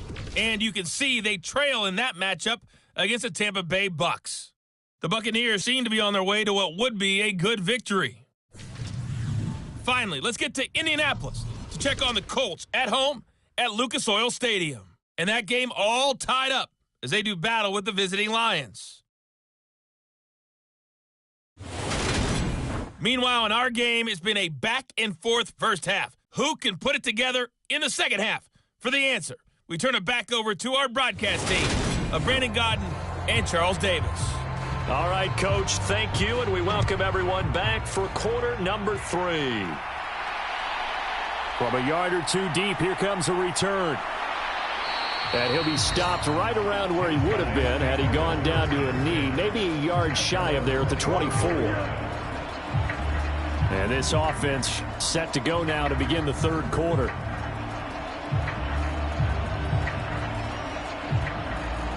Let's go now. Hawk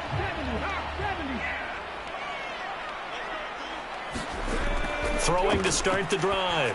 Middleton. It's a short one here, complete to the tight end. And he'll be brought down on the 30-yard line after a gain of 6. And the ball on the 30, here's 2nd and 4. Operating from the gun.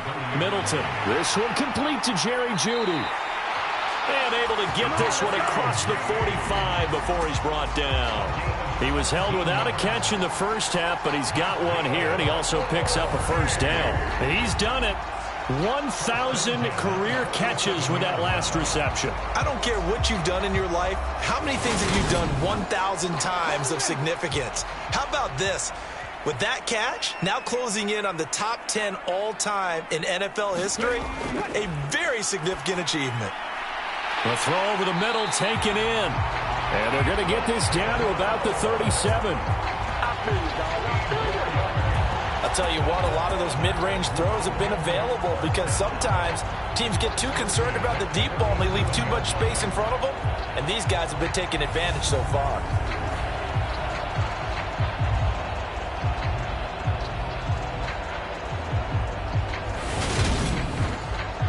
So from Seahawk territory now, it's 1st and 10 at the 37-yard line. They'll stick with the passing game as he looks to throw. And that's going to be incomplete. Too tough to hold on to that one. It's 2nd down. Looked like both sides were anticipating a quick throw there, and the defense was ready to jump in and deny it, and they did. Line of scrimmage, again the 37 as they line up 2nd and 10. Again, he'll drop to throw. Rush coming, and he's taken down. They get to him for a loss of 4, and it brings up 3rd down on the sack.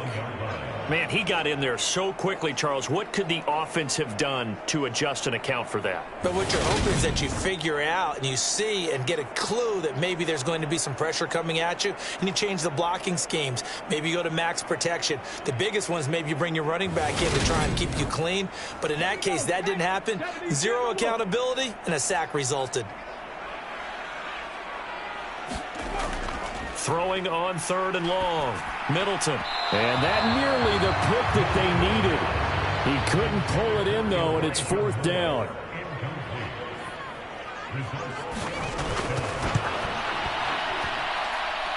And this one is no good. He missed it. And this will remain a 2-touchdown game.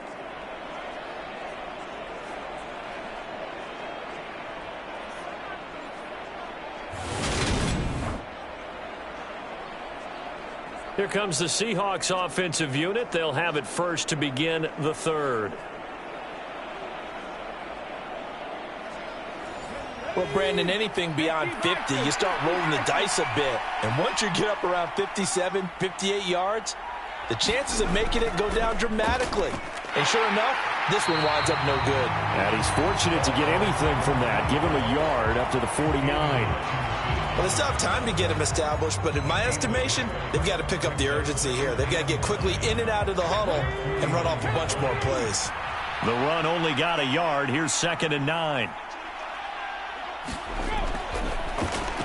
He's got his man, London, right side. And he'll be taken down, but not before they work this to the 45. This offense in desperate need of a conversion as they come up on 3rd down. Over the middle, it's complete. And he is going to have a Seahawks first down as they're able to get the 3rd down conversion. And that's well executed there on 3rd down. And I love the confidence that they had to let their tight end try and find some space in the middle of the field, right in their quarterback's line of vision. And QBs love to make that easy throw, and they hooked up there for a first down. 1st and 10, and they've got 3 tight ends out there. A jumbo package look. Now a handoff up the middle. Wiley, and he fights forward for a modest 2-yard gain. 2nd down.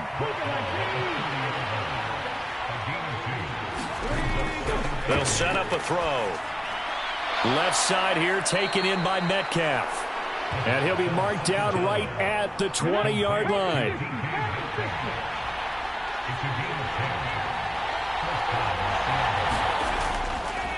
They'll run on 1st down. Wiley will tackle by Nakobe Dean.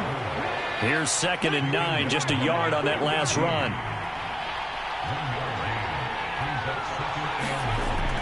Looking to throw. Pressure applied, and he's going to be taken down. They sack him back at the 33-yard line. Multiple defenders getting to him there for a huge loss. And the passing game's been struggling a bit today, and that was the latest example. Haven't been getting much yardage out of it, and now on his back after the last play, he faces 3rd and long.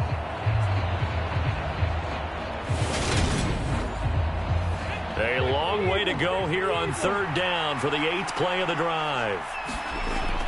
They're going to look to throw. He lets this one fly toward the back of the end zone. And that one a little too high as it's knocked away and incomplete.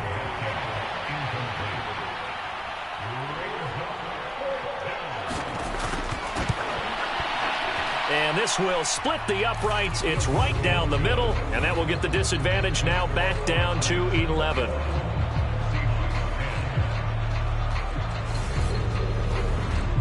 These kickers now, it's like we take them for granted. Kicks like that used to be such a big deal, and now you just expect them to make it. Yeah, you're exactly right, and we shouldn't take them for granted, but I have a theory about it. You want to hear it? Yep.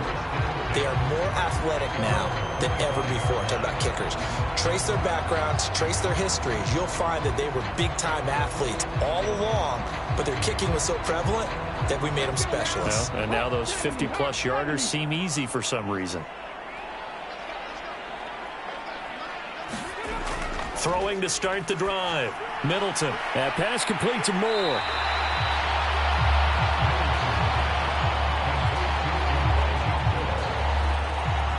Brandon, perfect defense in this situation would have meant that there was an incompletion. They would have picked it off. Okay, so they gave up the completion.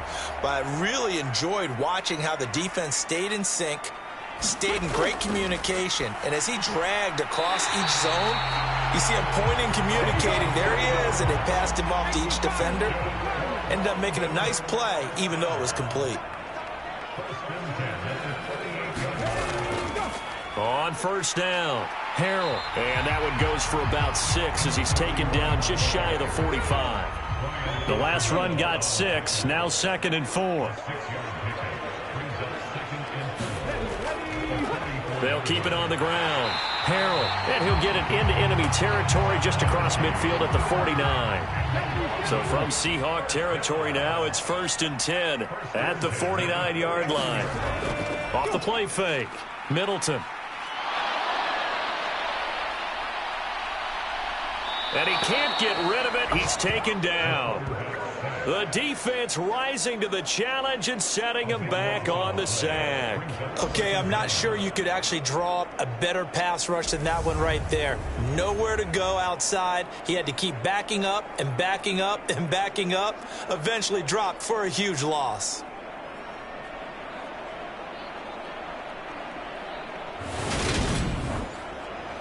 Now then, after the sack, it'll be interesting to see what they have planned for 2nd and 23.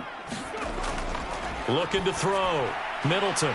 It's a short one here, complete to his tight end. And a 6-yard gain gets him right around the 43. So another on-target throw, and that last one, Charles, going to put him up over 5,000 yards passing out for the season, and that is not an insignificant number. Indeed it is not, because this is not a big list, and most of the guys on it, Drew Brees, Peyton Manning, Tom Brady, Dan Marino, they either are or will be Hall of Famers. So they'll get 8 out of that completion, and that's going to bring up a 4th down. That pattern and scheme was well defensed on 3rd down. He tried to just sprint from one side of the field to the other, and they got it to him quickly. But no chance at yards after the catch there, and they stop him short. And they'll send out their punter now, as he should be able to pin him back deep here with his first punt. And he was called on 3 times in the win last week as his first one here's away. And that one hits a little too close to the goal line, and it continues into the end zone for a touchback. The Seattle now ready to march onto the field.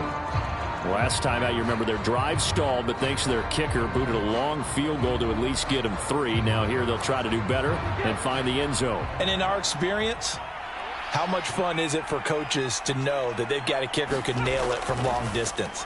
Now, the hard part is, as an offensive play caller, you don't want that in your head too much where you're relying on it, and he goes out and gets the job done for them. But I'm quite sure he would be content to just kick extra points from here on out. Yeah, absolutely no question. I think his teammates would be okay with him just kicking the extra points as well.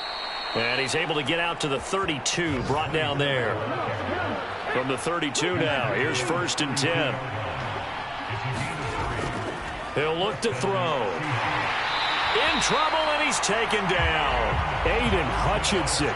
It'll go as a loss of about 8 as he gets in there to drop him. Well, obviously the pass rush gets the glory and the statistics on this play, but the coverage, they deserve a ton of credit too. Denied open windows, erased the quarterback's targets one by one. Everywhere he looked, someone was covered. Only a matter of time before someone got there to bring him down.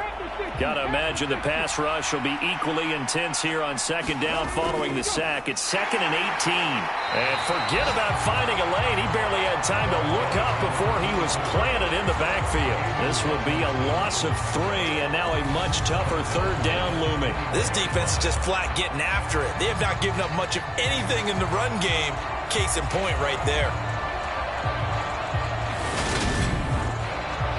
This offense in desperate need of a conversion as they come up on 3rd down. He'll drop to throw. And, that's going to wind up incomplete. Nearly their first pick of the game, but it does bring up 4th down. And he deserves a bronze leg as he gets this one away. It's a 42-yard punt. They keep him to just a yard on the return. London about set to take over on offense. They had that first half lead, but they have been shut down here in this 3rd quarter, so time to retool a bit.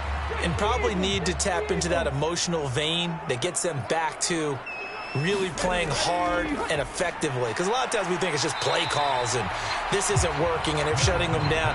Sometimes when you get a lead, you lose your edge. You don't play quite as hard. That's what they're looking for here. Trying to get that edge back as they've watched this lead shrink a little. And that'll be incomplete. Took a pretty good shot as he tried to pull that one in. Couldn't hang on. 3rd down. Out of the gun now on 3rd down. Being chased out, and he can't find a receiver, and he's brought down. The defense rising to the challenge and setting him back on the sack. Before they can get the punt away, whistles as we've come to the end of the 3rd quarter of action. We'll return with more after this. You're watching the NFL on EA Sports. So they bring out their punter. As the drive goes backwards, so he's on to punt it away. His first punt, 48 yards. This one looks equally as good. It's a 44-yard punt, just 3 on the return. And it'll be Seahawk football, 1st and 10. Now this offense back out and set to go for their next drive. Their defense was able to force the punt. That's the good news. But this is still a 2-score game, and they need points on this drive and in a relatively quick manner. They'll come out throwing here on 1st down. It's a short one here, complete to the tight end. And he takes this up to the 40-yard line before being corralled.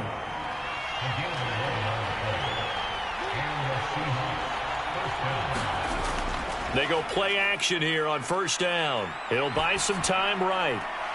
Catch is made by Metcalf. And he gets this to the other side of midfield across the 45 before going out. 1st down, Seattle, 16 yards the gain there. Well, every drive from here out is definitely crucial and critical. They know that they need to get at least 3 here to get it back to a 1-score game. But I can't imagine that in their huddle that they're thinking at all about getting a field goal. They want to get into the end zone and then try and get the ball back again.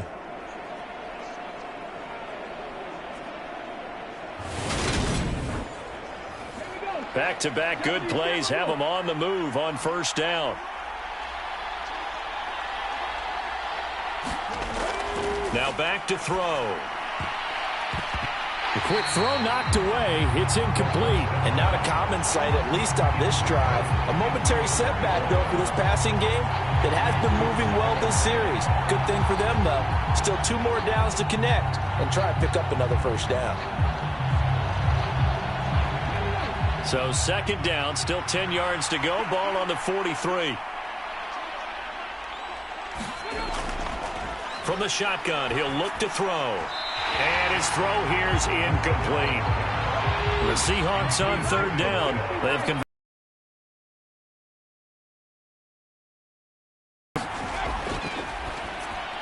He'll find Metcalf. And he can only manage to take this thing to the 38, well shy of the 1st down. So 5 yards here, 5 on the play. And that'll bring up 4th down. One thing I think that's safe to say defensively, the tackling's been really good. And because of that, it's been very, very hard for them to move the ball because you're not getting the benefits of run after catch. They're tackling them almost on the spot. That means you have to run extra plays, harder to move it. And this is going to wind up left. Well struck, but it's no good. And they will remain 2 scores down as the difference holds at 11.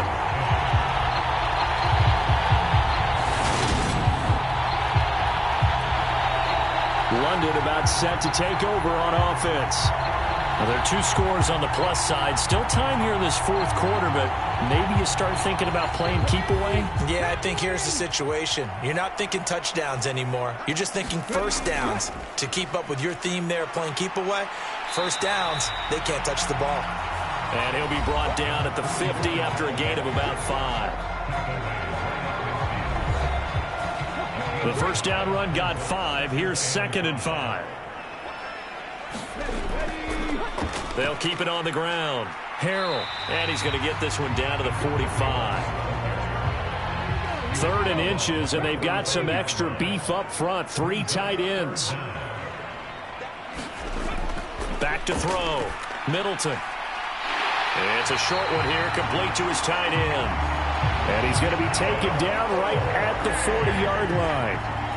He's been the go-to guy. They needed a big play there on 3rd down. Went his way, it worked out. Doesn't matter whether they've scouted it or that they think he's going to get the ball. He has a knack for finding his way open and completing the connection.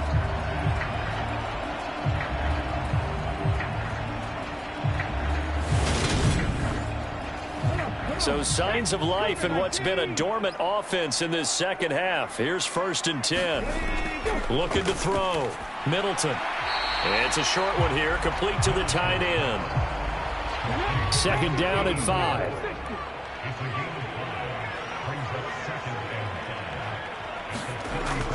Off play action. Middleton. Now he'll dump it underneath to his running back, complete. And the Seahawks add a couple of extra DBs going with the dime look here. Indeed, 6 on the field.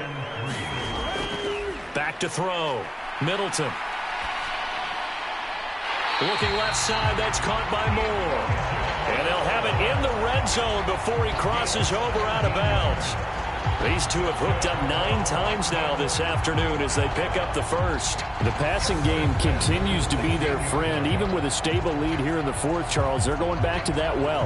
Yeah, with their overall philosophy, you know that they trust their quarterback. He's been able to throw it well. They continue to throw these safe passes. Who can blame them? From the red zone now, they'll look to throw. That's going to be caught at the 10-yard line. And able to get him down, but he does reach the 5. A good chance now to put this game on ice. This is 1st and goal. Looking to throw. Middleton. He's got it. Touchdown. Cortland Sutton. A 5-yard touchdown. And the Black Knights are about to make it 4 straight as they add to this fourth quarter advantage. Well, that's just how they drew it up, CD. His first read was there, got it to him quickly, and into the end zone. Absolutely excellent execution by all involved. And the coordinator, got to give him credit, found the perfect play call. Quarterback let it fly as soon as the target came free, and his guy made a nice catch. Just how you draw it up in practice and then execute it in the game. Extra point right down the middle, and the lead is up to 18 now. The kickoff team on the field now as they will send this one away. This taken in at the goal line. And he'll get it up past the 20 to about the 22.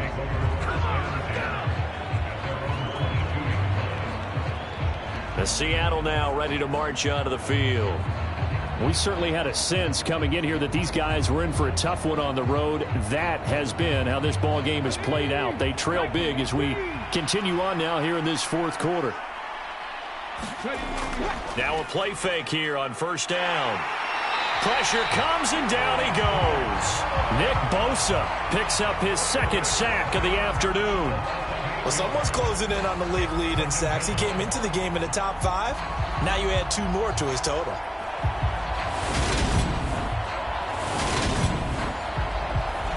So that complicates things a bit here. 18 yards to go now on 2nd down. They'll look to throw here. And that's off the mark, incomplete. An incomplete pass on that last play, and that means they'll need to come up with something here on 3rd down.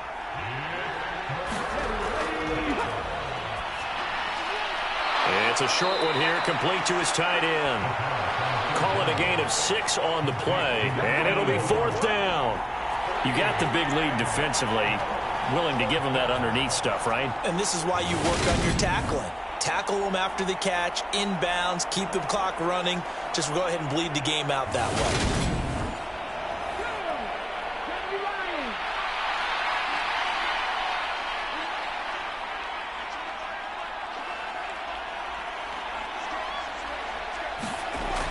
As expected, they're going for it to keep the drive alive. Oh, that's into a double team, and it's intercepted. And they will take over at the 29-yard line. He's at it again, Charles. He had the pick 6 last week. Not a pick 6 here, but an interception. That's another Oski, because that's the word we use when we intercept a pass. Oski tells your team to rally around and block for you. Well, that worked really well last week because he made it all the way to the end zone. This week he got the Oski, maybe not a touchdown, but boy, he's playing really well.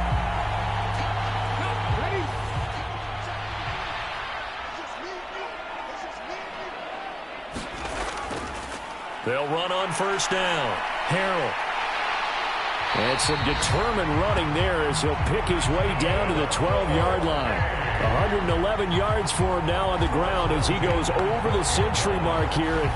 I'd say he's ready for the playoffs ahead, no doubt. Well, that's a carry they have to be satisfied with. And throughout this game, they've been satisfied with what he's given them. Whenever they've needed a big run, a 1st down, he's the guy they've turned to. And it doesn't matter what the defense thinks. They feel like they've got the confidence to keep handing it to him and keep picking up good yardage. That'll go for a gain of 7, and it's 2nd down. Back to throw.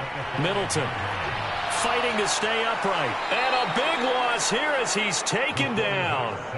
Taken down for the 5th time this game. Multiple defenders there to get him. This is a little hard for me to compute because I'm watching sack after sack happen, but somehow they're still behind in the game. I would expect all of this defensive pressure to translate to them taking a lead, and thus far, it hasn't happened. Time's winding down. They don't want to waste this type of performance from these ace pass rushers.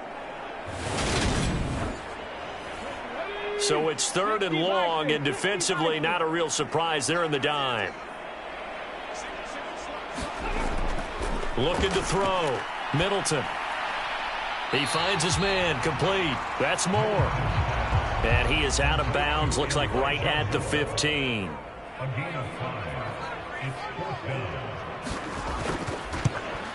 And his kick here is good. And that will extend their lead even further.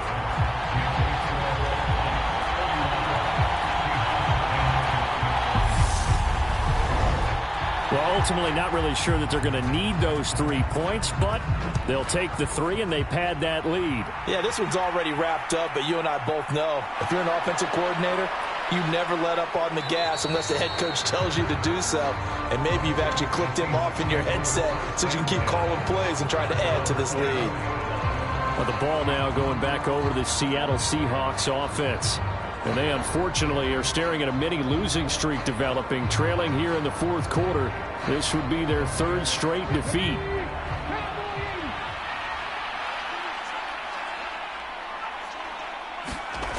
Trying to shake off the interception. He'll look to throw. And this one will go to the 28-yard line.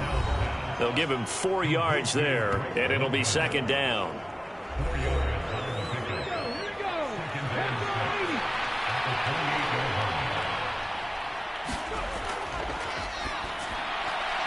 Here's a throw to his running back. It's complete. And he gets this up across the 35 before he's out of bounds. So from the 36 now, 1st and 10. Now here's a throw that's complete. So give him 5 yards there on the pitch and catch, and that's going to bring up 2nd down.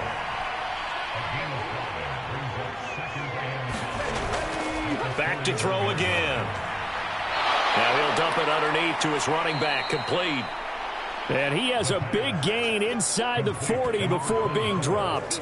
That one good for 20 on the catch and run. Offense for them has been at a premium. You wonder where plays like that have been all game long. They're thinking the exact same thing themselves, but they're also looking forward now because now these plays are really for next week, trying to get some momentum going. So on the other side of the field now, it's 1st and 10 as they've got things rolling on this drive. Now they'll throw here out of the gun. To the right side and complete to Metcalf. Just 2 minutes remaining here in the 4th quarter of what has been a one-sided affair. So it's Seahawk football as we march toward a conclusion. They're looking at 2nd down now as they search for a consolation score. Now a throw here, hauled in. And they're going to get this down near the 35-yard line. Now they got to get to the line quickly. On 3rd down, he'll drop to throw. Into a double team, and it's intercepted. Then he will take it across midfield and down to the 45. For this defense, CD, that's kind of the icing on the cake here as we get to the end of this one. And didn't you feel that they weren't just going into total prevent there? You know, they had the lead, and sometimes you fall back and you lose your aggressiveness. Not in this case. They were still making a play on the football, and look how that one turned out. They may have salted this one away.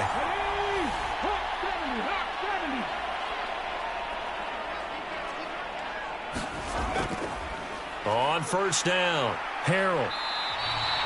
117 yards rushing for him here as he starts to close in now on 1,200 yards for the season.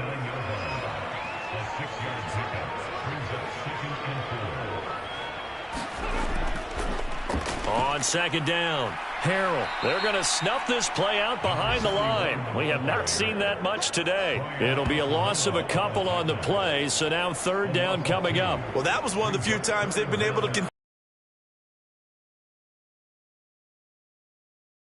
on that carry.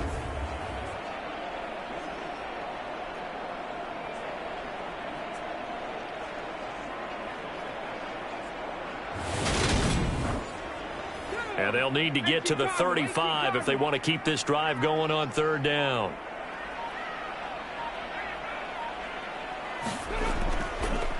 They'll keep it on the ground. Harrell, and he's going to come up a few yards short of the first. They get him to the ground at the 37. It's a pickup of 4, but they're still a yard short here with fourth down forthcoming. So plenty of smiles for the folks here as they head for the exits. It's a victory for their hometown guys. And it was their defense that led the way, allowing just 3 points, that lone field goal in the entire second half. And remember the old adage, offense sells tickets. Defense does what? Wins championships. And in this game, maybe a championship wasn't won, but a game was by the defense, right? Held them in just a field goal. That's a heck of a job. I mean, when they went out there with that determination and a pretty good game plan, pretty good idea of what they wanted to accomplish, just love the execution, love the tenacity, love the way they finished. So for the home team here, a win here in Week 18 means they'll finish off the regular season at a very strong 12-5. And now they'll await the final seeding for the playoffs ahead. Meanwhile, for Seattle, it'll be double digits in losses as they fall to 7-10 for their final mark. And I think you have to say, ultimately, this was a team that really underachieved. That'll do it for us. I'm Brandon Gaudin alongside Charles Davis. Thanks to our entire crew as well. We'll talk to you next time. So long, everybody.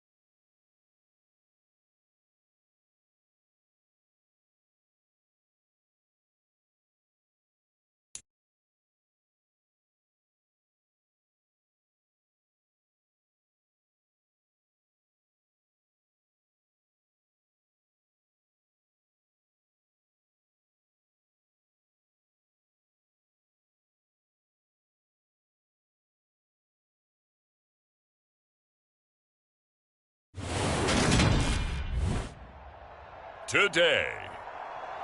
From Soldier Field in Chicago, it's Week 11 of the NFL on EA Sports.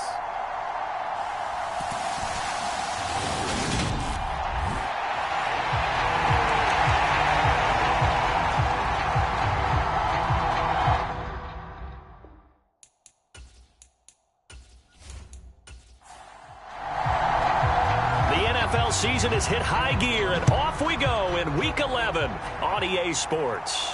This one fielded at the 5. And the tackle going to be made right there at the 25-yard line. So here's the Viking offense making their way out. And trotting out there leading them is their fourth-year quarterback. Now, the meeting we had with him this week, that's one of the briefer ones we've ever had, isn't it? Wasn't too happy after last week. Not happy. Really determined to play a whole lot better, and he really can't play a whole lot worse. He's got to go out and show the team that the goods that he exhibited early are still there. Otherwise, he could lose the confidence that they have in him. And hoping to get rid of that interception bug. And he's brought down, getting this one up to about the 35. Ball up to the 35 now as they come up on 1st and 10. On 1st and 10, it's Dobbins. And taken down just shy of the 40. The run got 4. Now they deal with a 2nd and 6. Another run here with Dobbins. And he is going to be stopped cold behind the line of scrimmage. Now they're going to be dealing with a 3rd and 7. Is that one officially a loss of 1? Sometimes you just sit back and marvel at what he can do defensively. Speed, strength, quickness. He's the whole package. And that package just wrapped up the runner for a loss.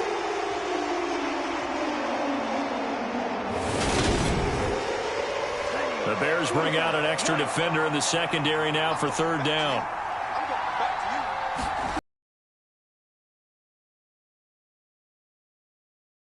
This is picked up by the Bears. And they are going to set up shop at the 32-yard line. Let's face it, everybody at the start of the game has a mental image of how they expect it to go, and I think that was going exactly as they scripted it offensively. Moving the ball well, seemingly in control, and that fumble, that's got to be a little bit deflating, don't you think? Yeah, foiled the whole plan there, turned the ball over. So now here are the Bears with excellent field position to start off. They'll be led out by a first-round pick back in 2021 from Ohio State. It's Justin Fields.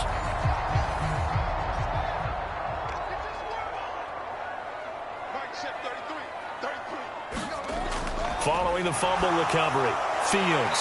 And he finds Corey Davis. And he's going to get this down near the 25. In so many ways, throwing the hitch route is actually one of the safer things an offense can do. Get the ball out to the receiver as fast as possible, hope he's got man-to-man coverage, and hope that his athleticism wins on the perimeter. Meanwhile, Fields' throw complete here to Komet. Now whistles and a timeout. Looks like we've got a Viking slow to get up. So as the medical staff takes a look, we'll step aside.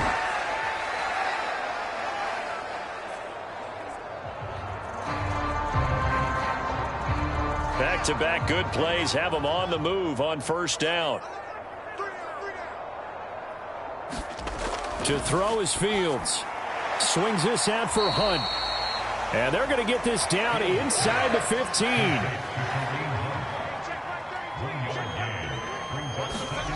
Again, Fields. And he's going to have to eat this one as down he goes.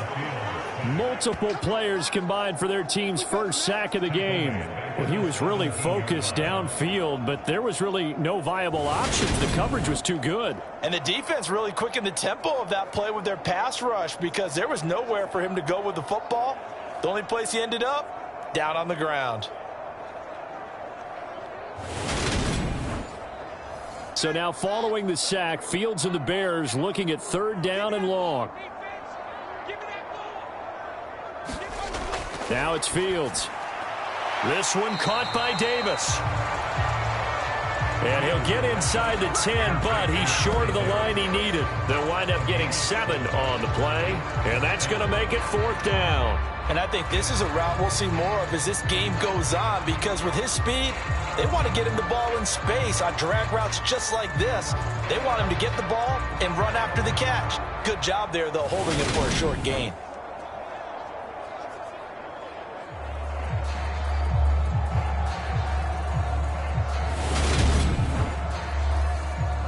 Now we've got a field goal coming up here for Chicago. From the right hash, and this one just a chippy. And his kick is indeed good. And it's 3-0. The Bears hit the scoreboard first.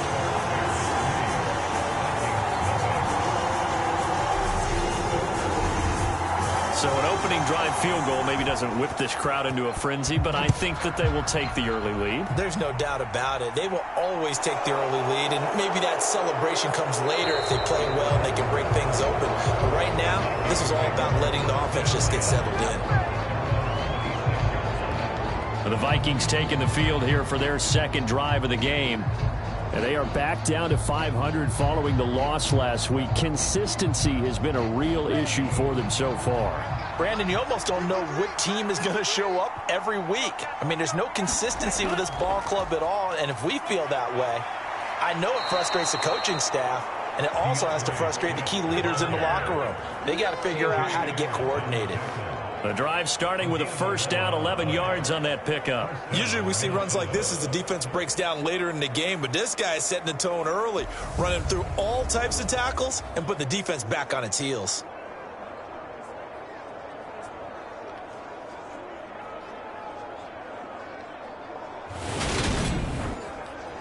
So from the 36 now, 1st and 10.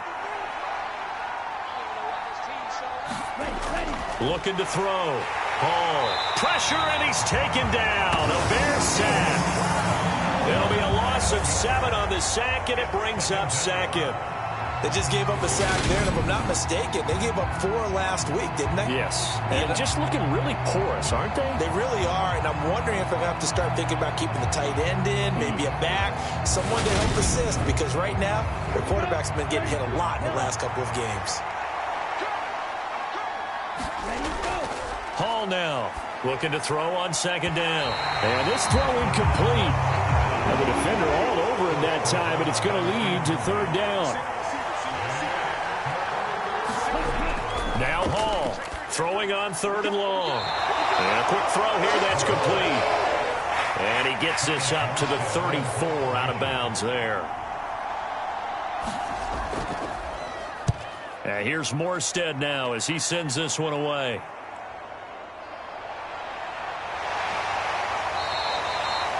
It's a 43-yard punt, a return of 5, and the Bears take over. Chicago works their way back onto the field here for their second drive of the game. They've got a 3-0 lead and the football as they start 1st and 10.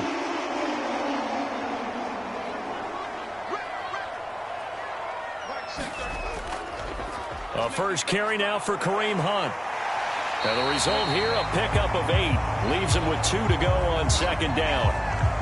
And hold on here, because on that last run, it looks like we have a player who was shaken up.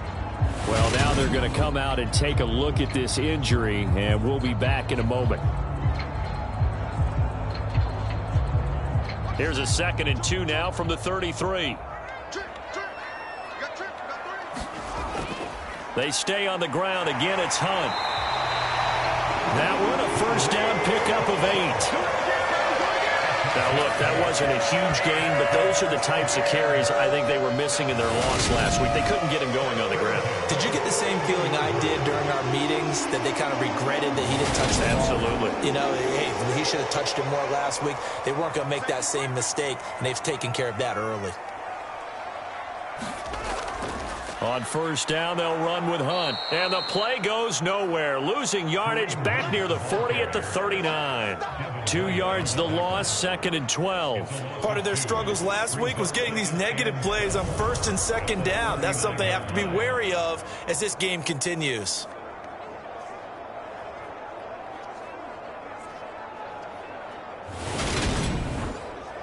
So the first down run lost a couple. Now they come up 2nd and 12.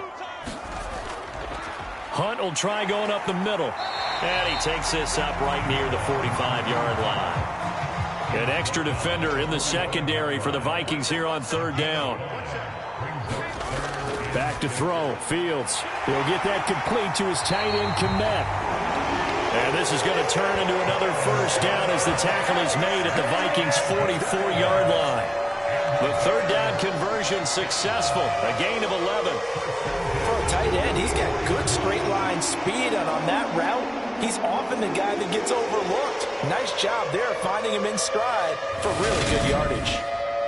From Viking territory now, they'll come up 1st and 10 at the 44-yard line. Here's Fields. And this pass caught by Gray. And they're going to get this down near the 35-yard line. They'll come up now on 2nd and a yard.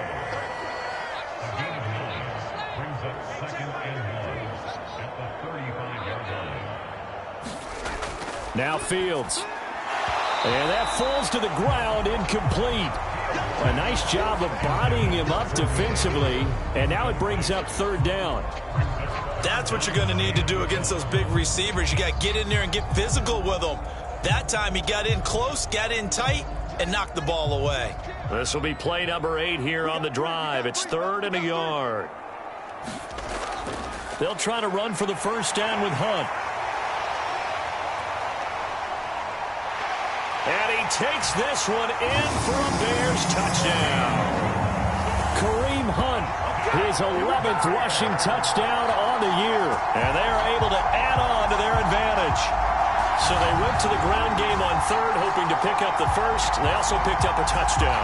Offensive linemen so used in this situation to having to pass block. All right, you're looking at what it is, 3rd down. They don't care that it's 3rd and whatever. They figure they're going to throw the ball.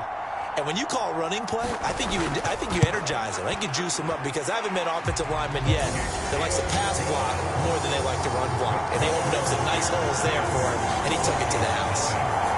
So an early 10-0 lead for them now as they kick it away. Taken in at the 3.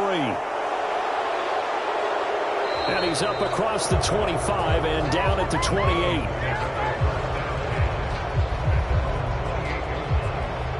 Now the Vikings offense works their way back onto the field.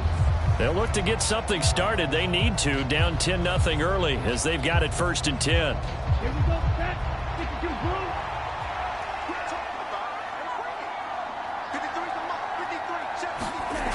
Throwing to start the drive. Hall. This will be taken in by Michael Pittman. And able to get this one across the 45 before he's brought down. An excellent way to start the drive there, 18 yards. You can almost hear the sigh of relief coming from their sideline and from their point on the field because this has been a tough start for them thus far. A much-needed first down there. They needed something good to happen. Plays like that will continue to help them dig out of this hole. A big hitter to start the drive has him up near midfield here for 1st and 10. A shotgun snap and a give to Dobbins. And he sneaks his way forward only for a couple here. 2nd down. For the Vikings at 500, sitting at 5-5. They were losers their last time out. Trying to get back in the win column, but obviously not an easy task here in a hostile environment. Yeah, always tough to win away from home.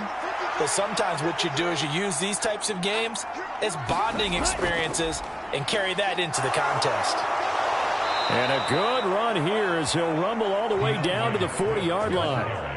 12 yards there, 1st down Vikings. I have to admit I'm excited by that play call and the end result because this is a team that's down big early in the 1st quarter, and a lot of teams will just panic, abandon the playbook, and just start firing the ball all over the place. It's way too early for that. Stick to what works for you. Down double digits, and we talked about their game plan being both running and passing there. You're right. They're sticking to the game plan, getting the ground game going. A lot of football left to be played. And he's going to be taken down just shy of the 35.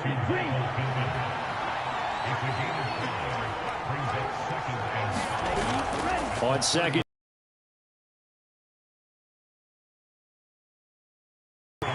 That one a 1st down pickup of 8.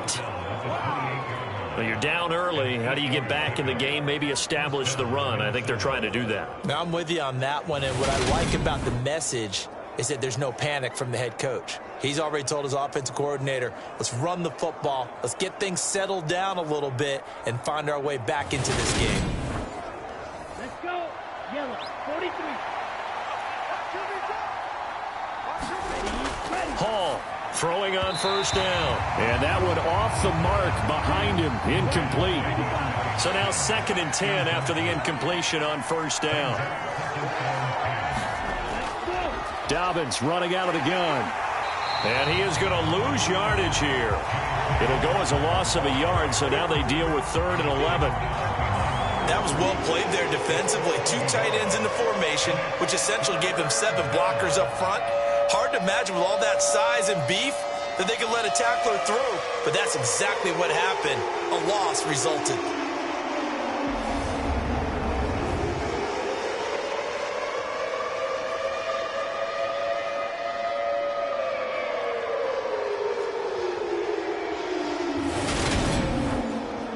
A long way to go here on 3rd down for the 8th play of the drive. Operating from the gun, Hall. He'll check this down to Dobbins out of the backfield. And he'll be out of bounds, able to get it down to the 25 there. 3 yards, all they could muster there, and it'll bring up 4th down. And just in general, Charles, on a play like that, how tough is it for the defense to account for a running back essentially being a receiver downfield? It's very difficult, especially if the running back has skills like a receiver, and you're aware of that before the game even begins. So throughout your practice sessions, you're going to want to be aware of him. Where is he lining up? What can he do? What kind of damage can he do to us downfield? And who can match up with him without weakening our overall defense? You're exactly right. It's a tough task to match up to him. So, Charles, they are on the board after that kick. So 3 drives, 3 points. Obviously not the start that you were hoping for, but they're able to erase that 0 off the scoreboard. Yeah, I guess what you're saying is a point of drive is not what offenses are striving for by any stretch. They're happy they've got 3 now. They hope that that unlocks their offense for bigger points down the road. Fields on first down. The Vikings after him, and they get there for the sack. Kayvon Thibodeau. He's the one to get him, and that is sack number 7 for him on the year. 10-3 our score after 1 here on EA Sports.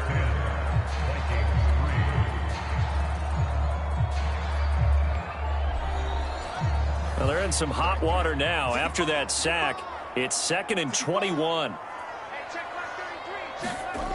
Here's Fields. Quick hitter here, it's complete. The offense on 3rd down, they've been okay. 2 for 3 thus far. This is 3rd down and 12. Fields. He's going to dump this off to his running back, Hunt. And this play comes to a halt at the 33, and obviously that's well short of the 1st down. They do get 7 out of that, but not enough to prevent a 4th down. So much about this game is just understanding situations and then having to execute, isn't it? Guard the 1st down sticks. Don't let them get there. And they rallied and made the tackle. Here comes the Bears punter now, as he's on to punt for the first time this afternoon. Yeah, last week in the loss, 5 punts as he gets this one away. So possession goes over here on the punt. And it will be Vikings ball, 1st and 10. Minnesota's offense takes over possession. And, you know, it's certainly a lot of football left to play. We're not into December yet, but right now where we stand, they're in 1st place in their division, looking really good and looking to be a threat come January. And are you one of those Oh, that's into a sea of bodies, and it's intercepted. Picked off by Jaquan Brisker. And the Bears are going to take possession of the football. They're trying to resurrect his confidence. Last week was a disaster. 5 interceptions in that loss, and another pick there. I played with a quarterback like this before, and he had a tough game, and the head coach said, I'll take him, I'll fix him. The very next game, he started out the exact same way. The head coach turned to the offensive coordinator and said, he's yours from now on. Someone has to take responsibility and work with him and try and get him settled. So the ball down to the 16 here for 1st and 10. Handoff up the middle, Hunt. And that'll hurt the average a bit as this time they're able to get him behind the line. 2 yards the loss, 2nd and 12. Pretty straightforward play there by the linebacker. He saw the run, went with straight-ahead pursuit, and dumped him behind the line of scrimmage.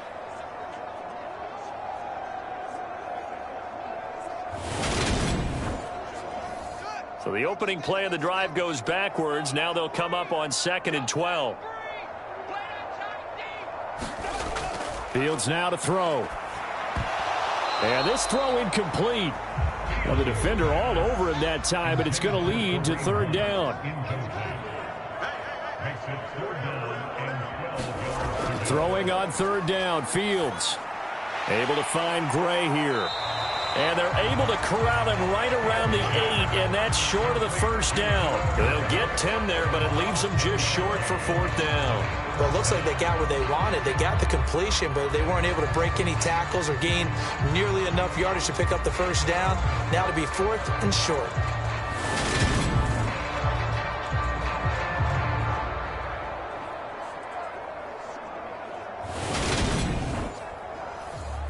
Now we've got a field goal coming up here for Chicago. From the right hash here, should be an easy one. And his kick is good. And they will stretch their lead to 10 now at 13-3. So golden field position there squandered as they can muster only a field goal. Yeah, you were gifted a 1st and goal situation, but I have to give credit to the defense. They were brought out in a really tough situation, so give them credit for holding them to 3. That's a pretty nice accomplishment. And now out comes Minnesota. And for this offense, Charles, you got to think kind of crucial here to put something together on this drive, because remember last time out they threw the interception on the very first play. And you can't afford to let this defense keep building any more momentum. They're playing awfully well, and they're awfully confident right now. To me, it's time to attack and take some of that momentum back, but make sure you're selective in doing so. Understand where you want to throw the football and make sure it's open before the ball leaves your hands. He's going to loft one deep left side here. A fight for it, and this is caught. It's caught indeed. A big play there for Minnesota. 48 yards. Well, make that now 2 completions for him on this drive, and these aren't ordinary completions. They're big ones. Yeah, these are the types that make a secondary talk to each other, and not in a good way. Oftentimes pointing fingers. Hey, who's got him? Someone cover him. That type of indecision can open up to even more big plays. So how about this for field position after the big play? Inside the 15 now as they come up on 1st and 10. He's got his man. It's taken in for a Viking touchdown. T.J. Hawkinson, his 5th touchdown now on the year. And the Vikings are back within a score. What a great weapon. So often, such a big mismatch. And there's no route he can't run. You name it, he's going to do it, and he's a matchup nightmare for the defense. No matter who they put on him, he's going to win the battle. Tyler Bass on for the extra point attempt.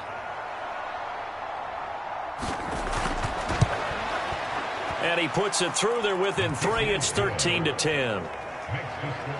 The drive there only spanning 3 plays. And it was T.J. Hawkinson who finished the drive with a touchdown reception. And there will not be a return here. It's a touchback, and it'll come out to the 25-yard line. And now Chicago getting ready to go as they take the field. And last time they got 3 points, but it was a chip shot field goal. And when you go to the sideline after a chip shot field goal, maybe the offense not too happy. It's a balancing act, isn't it? Because you're exactly right. They're none too pleased that they didn't punch it in for 6 points. But they also have to remember they did put points on the board. 3 points is 3 points. And in this league, you take points when you can get them. Not easily done. A loss of a full 3 yards, and now it's 2nd down. Defensively, he has been a presence in their backfield in the first half. Had a sack earlier, and now he comes up with a big tackle for a loss.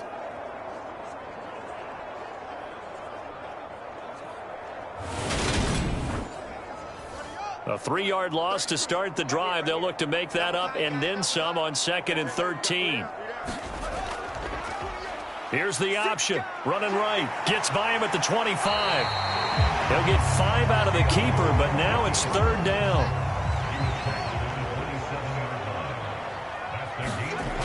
From the gun, here's Fields. He's got the connection to Moore. And he will have the Bears first down as they're able to get the 3rd down conversion. That catch, by the way, number 542 in his NFL career, that draws him level with Lance Allworth, who was a Hall of Famer with the Chargers back in the 60s and 70s. Yeah, the man they called Bambi. So if you're in that type of territory, catch the same number of passes he caught, you know you're on your way to a big-time career. And just think, he's not through yet. They'll give to Hunt here on the option. And not a whole lot of room to operate there on the first down run. He gets maybe 3. 3 yards on that last carry. Here's 2nd and 7. Back to throw. Fields. 6 yards there off the scramble, but it'll still leave him with a 3rd down. They'll come to the line, needing only 2 yards to gain the first here. 3rd and 2, Fields. And he will not make it back to the line of scrimmage as he's going to be taken down. It'll go in the books as a sack and a loss of a yard, but more importantly, it leads to 4th down. So, Charles, no turnovers yet for this offense, but those sacks now, they're starting to pile up. And one thing usually leads to another because they've got to figure out how the offensive line and everyone else involved in protection can keep their quarterback upright and allow him a chance to throw the ball downfield. Here comes the Bears punter now as he'll punt it away for the 2nd time.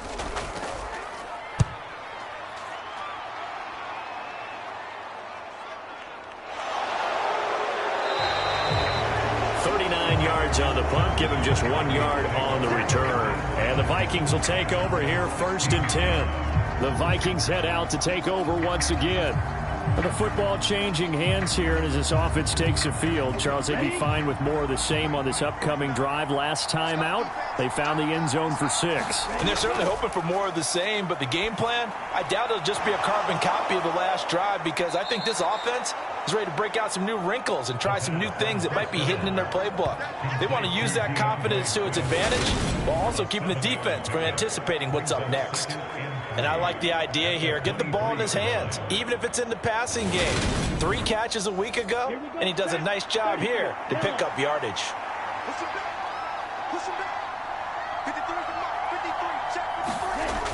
To throw it is Hall. To throw on 2nd down. They get 5 out of that one, and it moves the chains.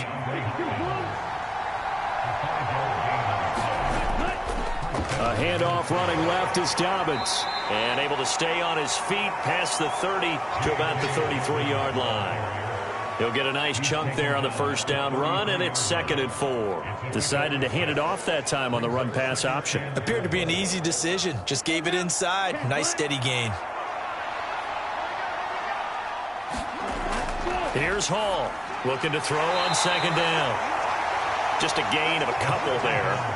And now that sets up 3rd.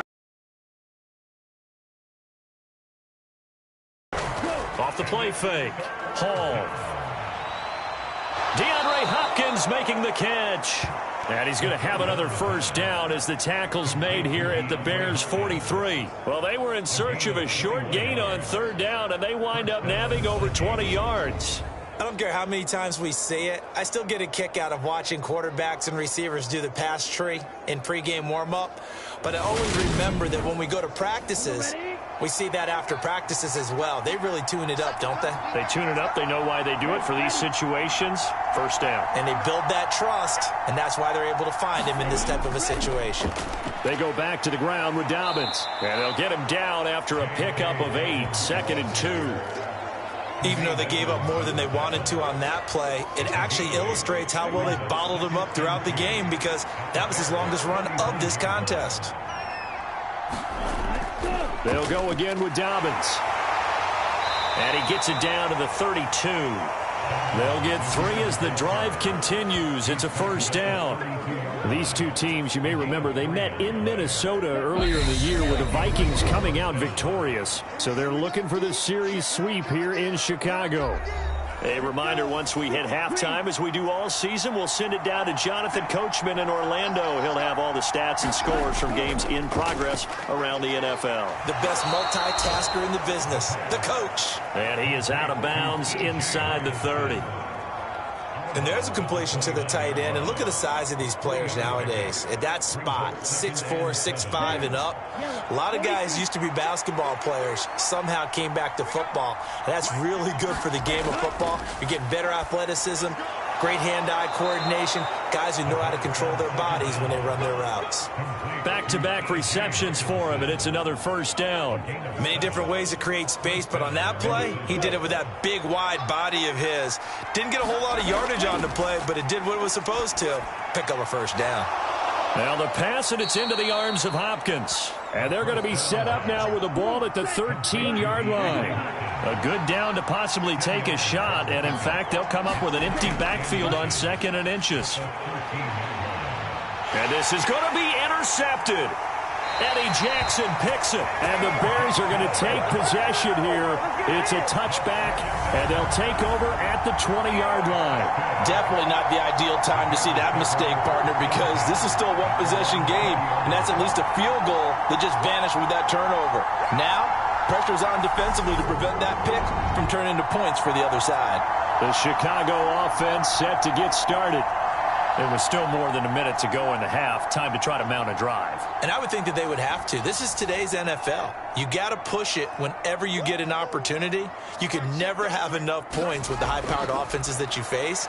And analytics will tell you, try and score when given the opportunity. And he's brought down at the 24 after a gain of 4. Timing is so important on a route like this because he's going to line up out right and then cut straight across the field. I think the ball might have come out a count or two too late because by the time he was able to secure it, not much of a chance to turn it upfield. They'll come up 2nd and 6 now from the 24. Looking to throw. Fields. He'll get this one underneath to Hunt. And he's able to get out to the 32, brought down there. Now the Bears going to use the second of their timeouts, as the clock's going to stop with 47 seconds to go in half number 1. On first down, it's Fields.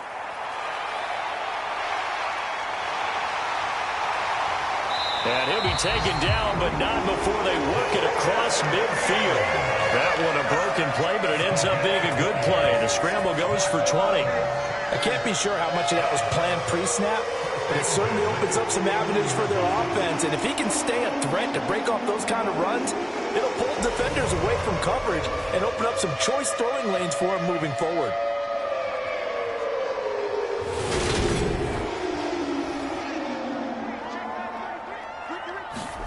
On 1st and 10, here's Fields. And he can't find anywhere to go with it, and he goes down. Now the offense will burn their 3rd and final timeout. And with halftime on the horizon, they'll be out of timeouts from here forward. They'll run with Hunt on 2nd down. And he's got it across the midfield stripe and into Viking territory.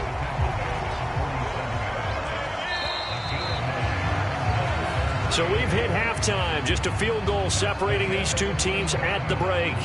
As we send you down to Orlando, where Jonathan Coachman has our EA Sports halftime report. Coach. All right, Brandon, thank you very much. The NFL season going to be about 2/3 complete after this weekend. So lots to get to as we check out what's going on here in Week 11. We'll begin up at Bank of America Stadium in Uptown Charlotte. And they have just about gone to halftime with the Panthers out on top. Justin Herbert has thrown a touchdown pass.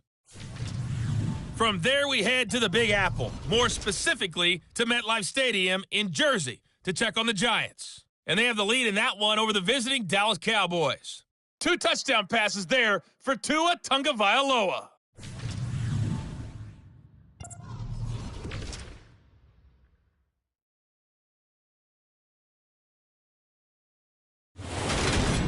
Meanwhile, in our game, it's been a back-and-forth first half. Who can put it together in the second half? For the answer, we turn it back over to our broadcast team of Brandon Godden and Charles Davis.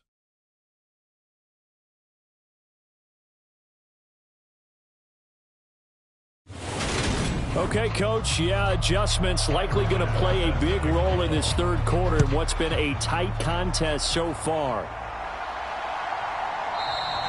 And no fireworks to start the half. This will be a touchback. So here are the Bears to take over on offense. They're trying to get back on track. They had the loss last week to the Dallas Cowboys. The good news, they've got the lead right now. Man, I just love being in this stadium. So much history, tradition, so many great teams and games, and we're seeing a pretty good one right now. Hotly contested in the third quarter. And he's going to be dropped following a pickup of 7 past the 30 to the 32. They'll operate from the 32-yard line here, 2nd and 3.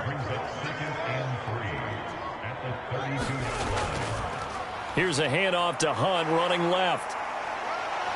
And he'll be brought down shy of the 40 at the 38-yard line.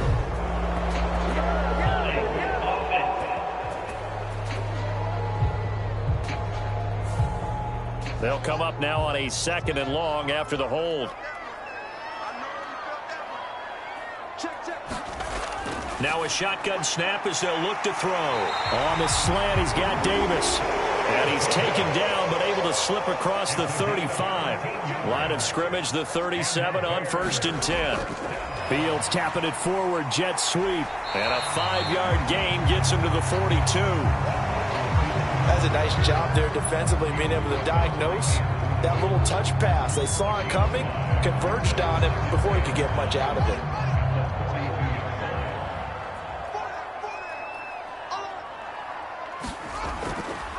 On 2nd down, here's a keeper by the QB. And he'll lose yardage here, back at the 41. It'll go down as a 2-yard loss, and it brings up a 3rd down. And not a lot of success to be found there. Oh, you got that right, partner, because if you're trying to make guys miss about 10 yards or so downfield, that's a pretty good play. But if you've got to do it in your own backfield, I consider that a problem. That doesn't work too well.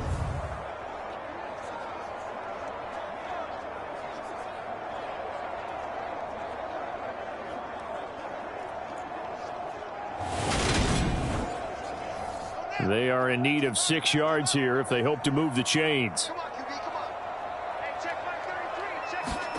Out of the gun, Fields.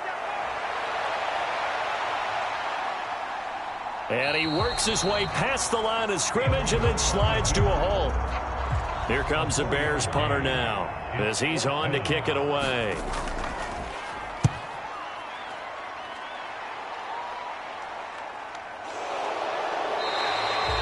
A 40-yard punt, give him 3 on the return.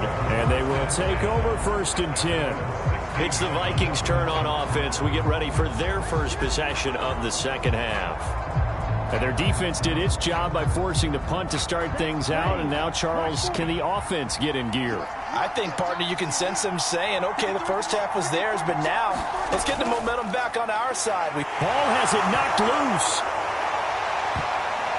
And this is picked up by the Bears. And he's got his guys set up great now. 1st and goal. And the Pigs get at the 7-yard line.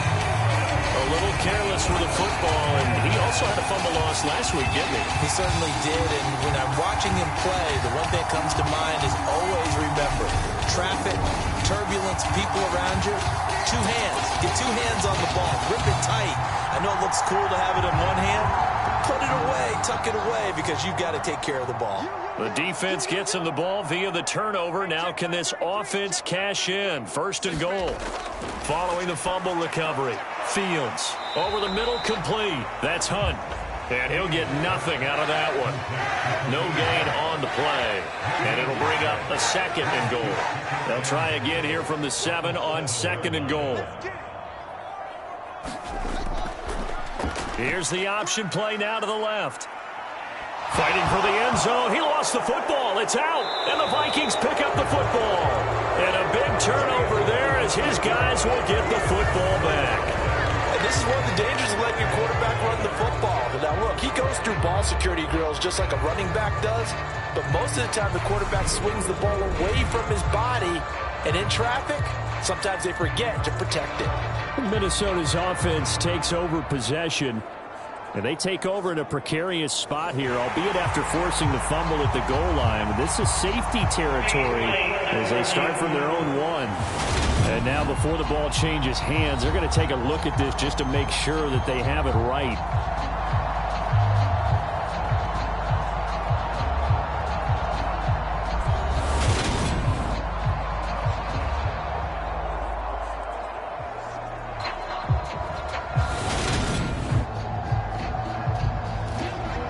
So that one overturned. They say the knee was down, and that will not be ruled a fumble.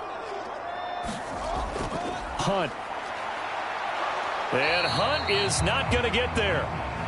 No gain on the play, and what to do now on 4th and goal. Well, if this defense can hold them to a field goal here, what a win that would be. Not just a win on the possession, but psychologically take over the ball game. But this started with 1st and goal, so they were in 4-down territory right from the beginning. I say you finish it off and go for the touchdown.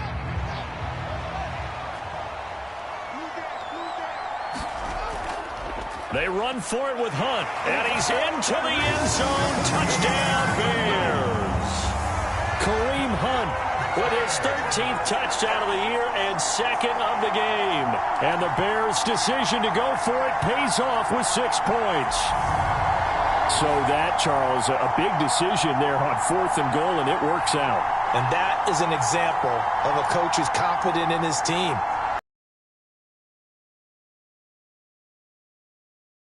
Field position, let's go ahead and deliver, and they do. Extra point attempt here still to come.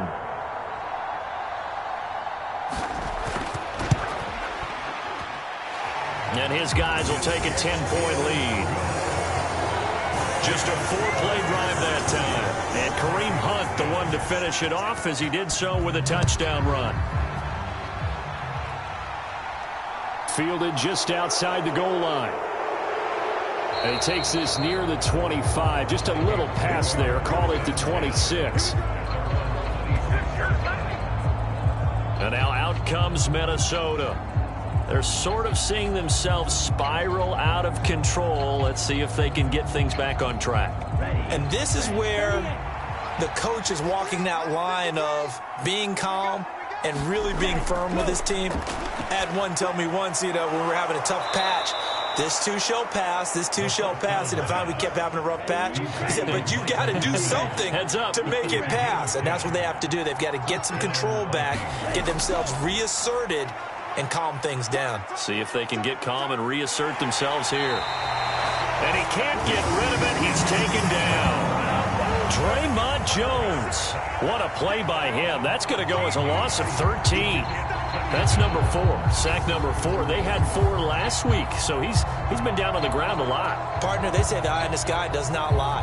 And that's indeed the case because they watched the game tape from the previous week, incorporated it into their own defensive scheme, and continued to get after this quarterback. And now this defense will be searching for sack number 5.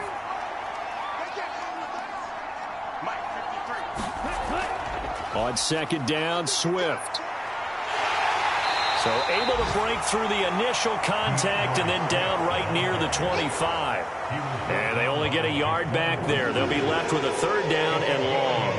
Oftentimes we praise an offense for their variety of being able to hit people with the run in the pass. But in this game, how about what we're seeing from the safeties? They are all over the field. Doesn't matter if they threw it or if they're trying to run it. I don't think we've ever awarded an MVU, most valuable unit, but you're right. It might go to them in this game. I like that, MVU.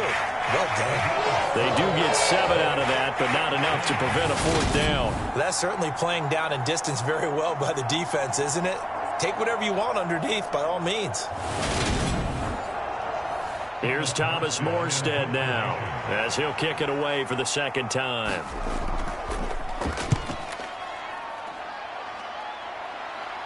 And no return on this one as the fair catch is signaled for and taken. 37 yards on the punt with no return. And out will come the offense as they take over. And now the Bears coming out as they get ready. The offense coming back out here. Plenty of energy, ready to roll, looking to just add to what they have been doing after scoring a touchdown, Charles, their last time out. And that's a great feeling to have on the sideline, partner, knowing you just won the battle against the opposing defense. And since they came off the field, I'll guarantee you all they want to do is get back out there because they know they have the upper hand on that defense right now. Throwing on 2nd and 8. Fields over the middle and into the hands of his receiver, Moore. And he'll be stopped at the 35, but not before he picks up 7 yards. One thing you're hoping for when you run drag routes, you're able to hit a receiver in stride, and he can pick up a lot of yardage after the catch. But in this situation, the defense was effective, able to stop him before he could get a good head of steam going.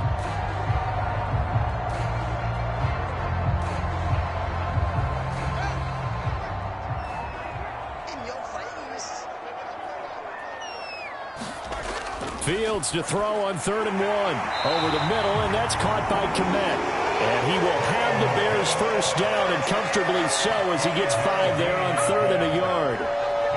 And the tight end is certainly a position built to move the chains because they can control space underneath. If they've got good hands, then of course they're a dynamic target.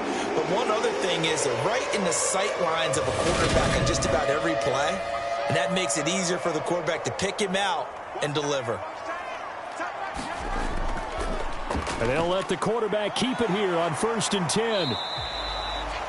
2 yards the gain on the keeper, and it's 2nd down.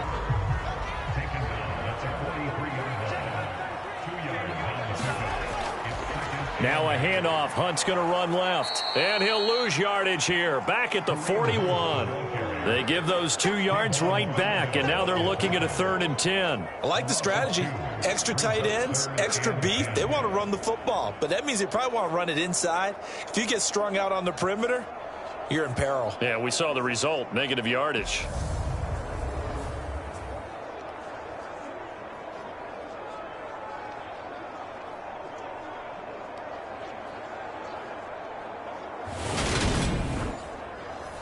Now, right where this set of downs started, they need a full 10 here to pick up the first down and move the chains. From the gun on 3rd down, Fields. And that is incomplete. Here comes the Bears punter now, as he'll punt it away for the 4th time today.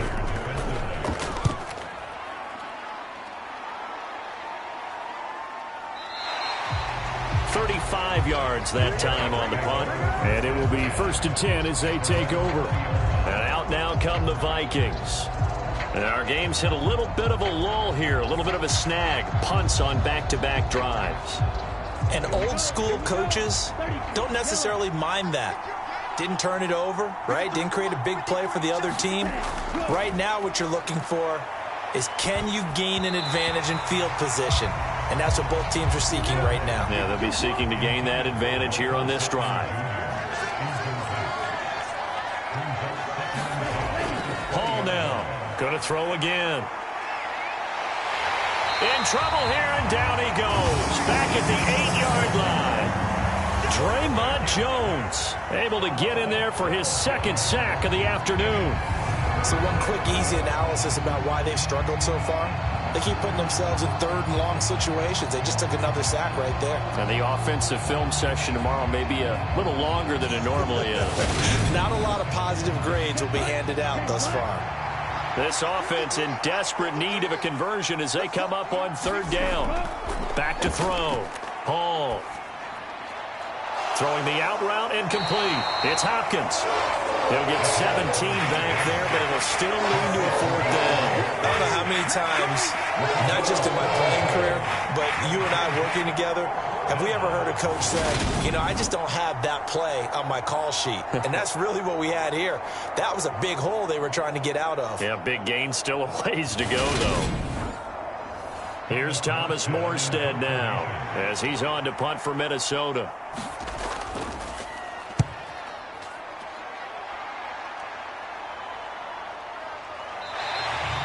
A 41-yard punt there with no return. And now Chicago getting ready to go as they take the field.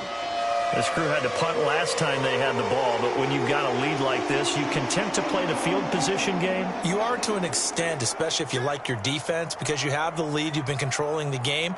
But why put them in a tougher spot? You want to get out there and get something done on offense and maybe take command of this game yourself. Officially, it's a 1-yard loss. That's going to bring up 2nd and 11. Part of the thinking when you bring in extra tight ends, you're hoping that each of your guys gets those one-on-one blocks and creates a crease for your runner. You know what the converse is, though? You've got to win those one-on-one blocks, and when you don't, that's the result you end up with. After the loss to start out, here's 2nd and 11. Looking to throw. Fields. Got a man over the middle, and it's complete. And he slips up past the 45 before being tackled. Second catch for him today, and it'll wind up a first down. And now we get into the psychology of the whole thing, because a lot of teams with a 2-score lead in the third quarter, they almost become defensive with their offense, just playing not to lose. I think with this team, you got to figure at this point, this is a great spot for them to go into attack mode, really try and put the hammer down and finish this one off. Fields throw here into the hands of Moore. And they're going to get this down to about the 37. But one of the ways the quarterbacks keep all the receivers alive in a play, never lock in on any one guy. Make sure you keep your eyes moving, scan the field. And here he finds the open guy for a nice pickup. And that is going to do it for this third quarter of action. You are watching the NFL on EA Sports. Line of scrimmage, the 37 on 1st and 10. Now a toss running left, Hunt. And he gets it down a yard or two shy of the 30 before he's out of bounds. After the pickup of 5, here's 2nd and 5. Now they'll run the option to the short side left. And he is going to lose yardage here. That's a big loss of 3, and it brings up 3rd down. And they have just not been able to block him at all throughout this game. Seems like every other play, he's doing something in the backfield. Already got 2 sacks, and now here's a tackle behind the line.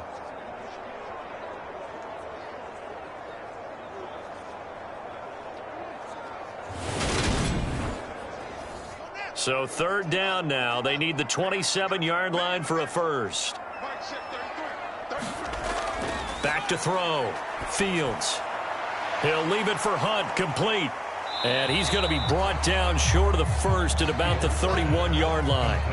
He did his best to just get 4 out of that, but not enough. And now 4th down. Whether you're playing West Coast offense or not, one of the maxims of the West Coast offense is you're either throwing a touchdown or a check down. In other words, look for the big shot, but be smart. And I think they did exactly that on that play. They didn't get the first down, but they're taking care of the ball well. Yeah, and being rightly cautious with that lead here in the second half.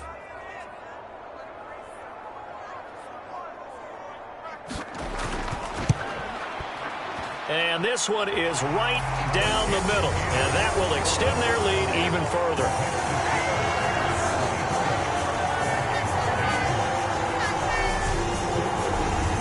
So that, Charles, a season long, and since he's a rookie, I guess we can go ahead and call that a career long as well. I love how you put that together because, you know, as everyone at home was saying, okay, has to be career, right, since he's a rookie. Well done by you, but I definitely like what I've seen from him so far this year. Very distinguished college career. He's looking right at home here in the NFL. And the Vikings now heading on to the field. These guys definitely hoping for a better showing than their last appearance. They couldn't really even move the football much beyond the shadows of their own goalpost, Charles. We'll see if they can get a better, more sustained drive going here. Yeah, and every team that we ever talk to says the exact same thing. When you start a drive from that deep in your own territory, the goal is a minimum of at least 2 first downs, because even if you have to punt then, you change the field position, right? You flip the field a little bit. They didn't get that done.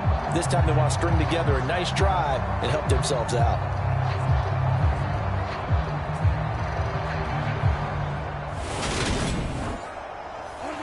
Don't need it all back at once, but you figure they're going to need something here. 17 yards to go on second. Once again, calling a loss of 5, a big sack to bring up 3rd down. So, Brandon, we sat in with a lot of coaches, and when they talk about things they want to accomplish offensively, I'm not sure that sack and sack are on their play sheet.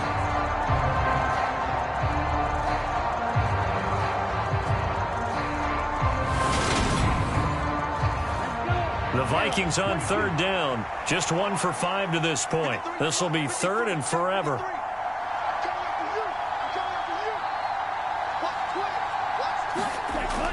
From the shotgun, he'll look to throw. Looking left side, he's got it. Complete. They do get 10 back, but still a ways to go on fourth. He's had the interception woes in this one, Charles, and that time a little bold to throw it into double coverage, but he beat the double coverage. Yeah, but I admire that he still will challenge defenders downfield, even though the ball's been in jeopardy a few times in this game. A nice ball there against multiple defenders, and they advance it downfield. On fourth down, the punt team is on as this is sent away. Fair catch called for and taken right near the 30-yard line. So a change of possession here on the punt. The Chicago offense set to get started. They've got a chance now to put this game away following that last defensive stop and punt. Fields and the Bears now with a 1st and 10 at the 31-yard line. Throwing to start the drive. Fields looking middle, and that's complete. This will be stopped about 2 yards shy of the marker. 8-yard gain, 2nd and 2. They run right side with Hunt. And he'll get up to the 43-yard line.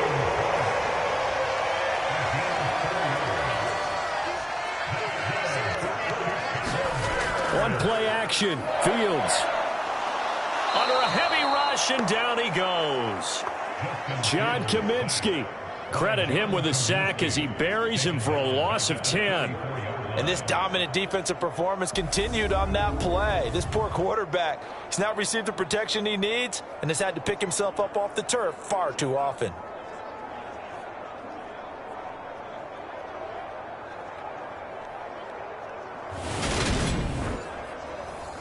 So now 20 yards to go on 2nd down after the sack. Work to be done. A shotgun snap. Fields. And he completes it to Hunt. It'll be a gain of 5. And they're going to face an uphill battle here on 3rd and long.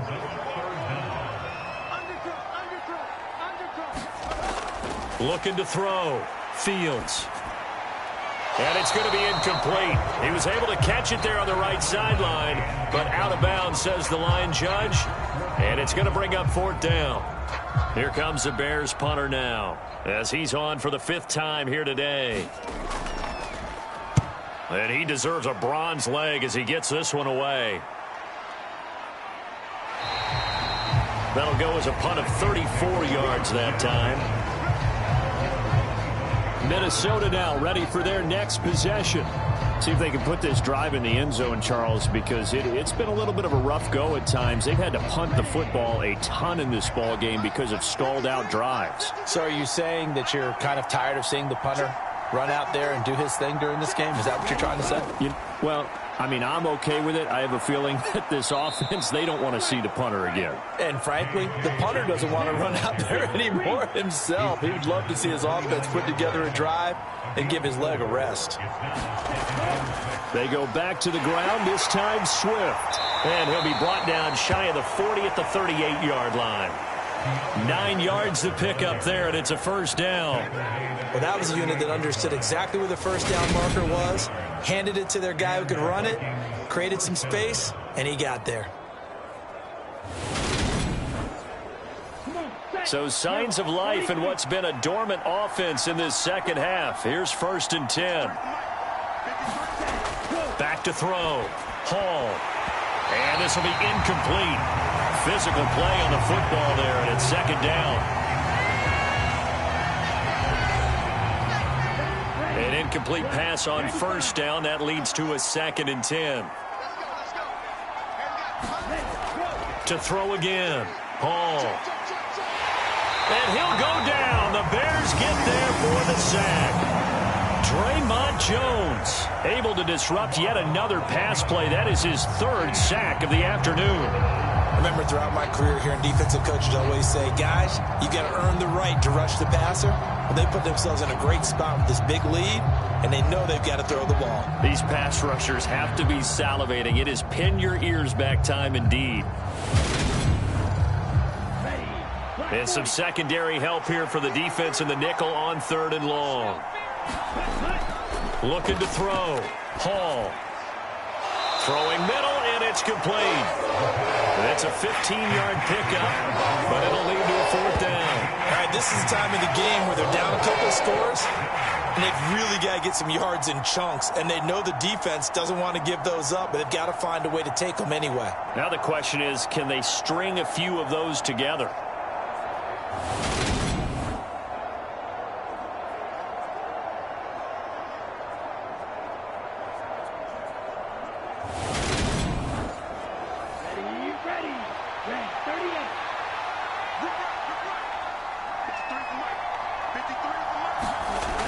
As expected, they're going for it to keep the drive alive.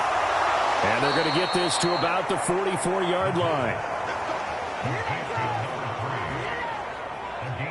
Felt compelled to go for it there on fourth down, trailing in the fourth quarter. They got it done. And there's always a lot of pressure on a fourth down call. Doesn't matter the distance. You still have to get it done, as you noted, and they did. So this drive going to continue following the conversion on fourth. Here's 1st and 10. Operating from the gun. Hall. And he's going to go down. Back near midfield at the 49. That was Eddie Jackson on the safety blitz, dropping the quarterback. Safety blitz, such a fun play call to witness when it works. And the deep man can get home for a sack. Great timing by him. Interception earlier in this contest. Now a sack. He's definitely campaigning for Player of the Week honors, isn't he, Parker? Now following the sack, they'll look to make amends on a 2nd down and 17.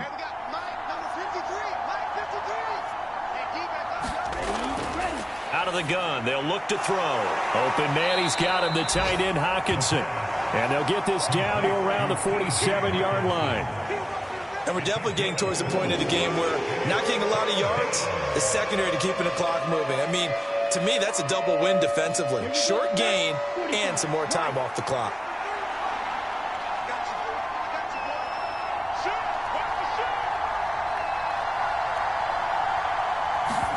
Now on 3rd and long, they'll look to throw. And that is incomplete. When you're leading in the final quarter, your radar has to be up for any potential deep shots. And probably not the last one they're going to see in this game, not as long as they hold this lead. Got to try it here. He's back to throw. This one caught. It's the tight end Hawkinson. And unable to break away. They stop him a few yards shy. The Vikings unable to convert here on 4th. And the Bears will get the football back. So now with a little over 2 minutes to play, the road back gets very difficult. Difficult, but still not impossible if they go ahead and play this thing out. Now the defense has to come up big. They've got to go for a strip of the football on each and every snap to try and give themselves a chance. So good starting field position for them here as they come up 1st and 10 at their 36-yard line. They'll begin the drive with Hunt. And he's got room. Look at this, middle of the field, a breakaway. Touchdown, Chicago. Kareem Hunt, 64 yards. and the Bears look like they're going to get back in the win column as they extend their lead here in this 4th quarter. I know I should keep the focus and the spotlight on the hero that just scored, but tackling's been an issue for this defense all game long. I can't set that aside. We just saw it again here. Missed tackles leads to his long touchdown run. Now the Bears keeping the offense on the field and going for 2. Fields trying to throw for it. And that is caught, but the back judge right there to say incomplete. They attempted to fade to the back corner of the end zone unsuccessfully. And I've been with you long enough, Brandon. I know that's not one of your favorite calls. Well, it's interesting. Before working with you, I always viewed that as you're just taking away space and you're trapping yourself in a corner. But you actually have told me they're trying to create space where space is not. Yeah, it's really a weird deal, isn't it? But you've got to just move that defender inside to create that separation and that little bit of space where there just isn't much. And he's up past the 20 to the 22-yard line. The Vikings offense now heading out to take over. This one certainly has not gone according to script. You would have thought on paper that this offense would have its way here, but They certainly have not, and they trail big. After this, it figures to be a quiet trip home. Now the ball comes loose, and this is picked up by the Bears. And they have possession, and they have it at the 38-yard line. And I don't know that fumble is going to matter a whole lot. You look at the deficit here in the fourth, it doesn't matter. The coach on the sideline still scratching his head. Yeah, not only scratching his head, but probably writing a note or two about, we're going to address this come practice next week because maybe that's the reason we're down this far. Doesn't matter at this point, but being sloppy throughout the game, not going to help them improve.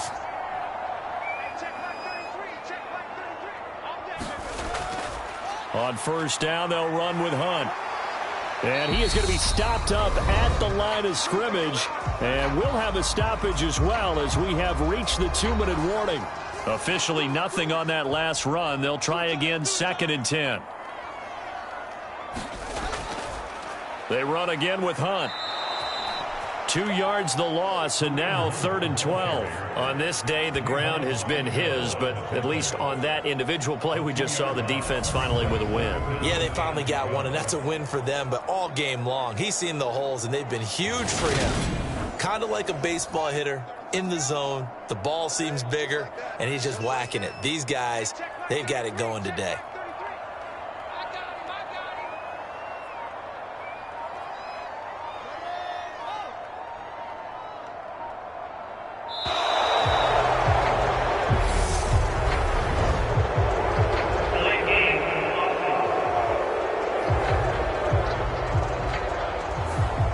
Accept the penalty, of course, and push the offense backwards a bit. After the delay, they're backed up even further for 3rd and long.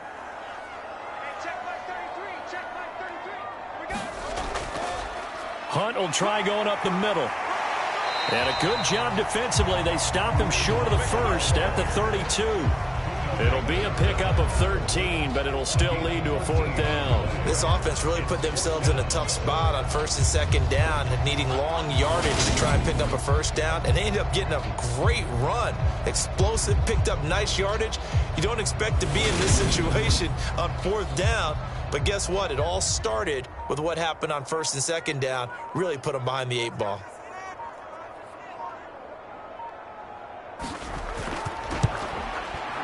And this is right down the middle as he puts it through, and that will extend their lead even further.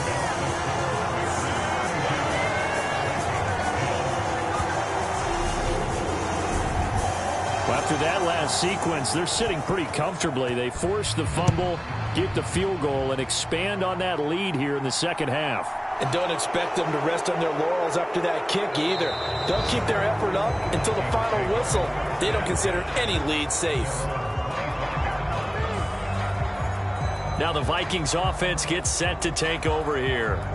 Where we stand right now in the 4th quarter, this one pretty much out of reach. And, Charles, I know they're going to be disappointed about several things with this ball game, but the self-inflicted wounds, they've had several turnovers. You would have to think that's going to be something they're going to discuss heavily in the film session in the coming days. You're absolutely right about that, partner, because they're going to have to sit in that film room and watch every error that they made and figure out how to not do it in the future. And mentally, I think a lot of the guys are already starting to think about, okay, how do we put this behind us and get better for the next time out? This, they'll use as motivation for the rest of the time that they play to hopefully never be in this type of situation again. And he drops it incomplete, and their struggles continue here. Now Hall on 3rd down. He's got a man, complete. The Vikings going to signal for the first of their timeouts as they'll stop it with 11 seconds remaining in the ball game. Back to throw again. Finding Hawkinson here on the out route. And they're going to move it down inside the 25. Now we'll get whistles, and they've signaled for a timeout. Not sure I see the logic in this, but we'll get a stoppage anyway with 5 seconds remaining. Oh, he dropped it. And that's pretty indicative of the way this one's gone. One final shot. They'll look to throw. That is caught. Michael Pittman with it. And brought down, but not before they get it inside the 10 to the 7. So this one in the win column for the Chicago Bears. And it was their defense that really made the statement after the break. They pitched the second half shutout. Yeah, think about the team that just got vanquished. They did score in the second quarter. Do you think they thought at all that that would be their last points of the game? No, but what a second half. The adjustment, whatever they did in the locker room, it certainly worked. It certainly did, and you're exactly right. Whether it was an adjustment, whether it was just more focus on what they planned to do going in, whether they just played better, whatever it was, it all came together in the second half, and no points were allowed. That's a great way to close them out. So for the Bears, it's a win that might keep them alive in the playoff race as they're back to 500 at 5-5. And they will hit the road next week to take on the Detroit Lions. Meanwhile, for Minnesota, it's starting to look like it won't be their year as they drop to 5-6. And they'll be at home next week for a date with the Seattle Seahawks. So for our entire crew, alongside Charles Davis, I'm Brandon Gaudin. Thanks for watching, everybody. We'll see you next time.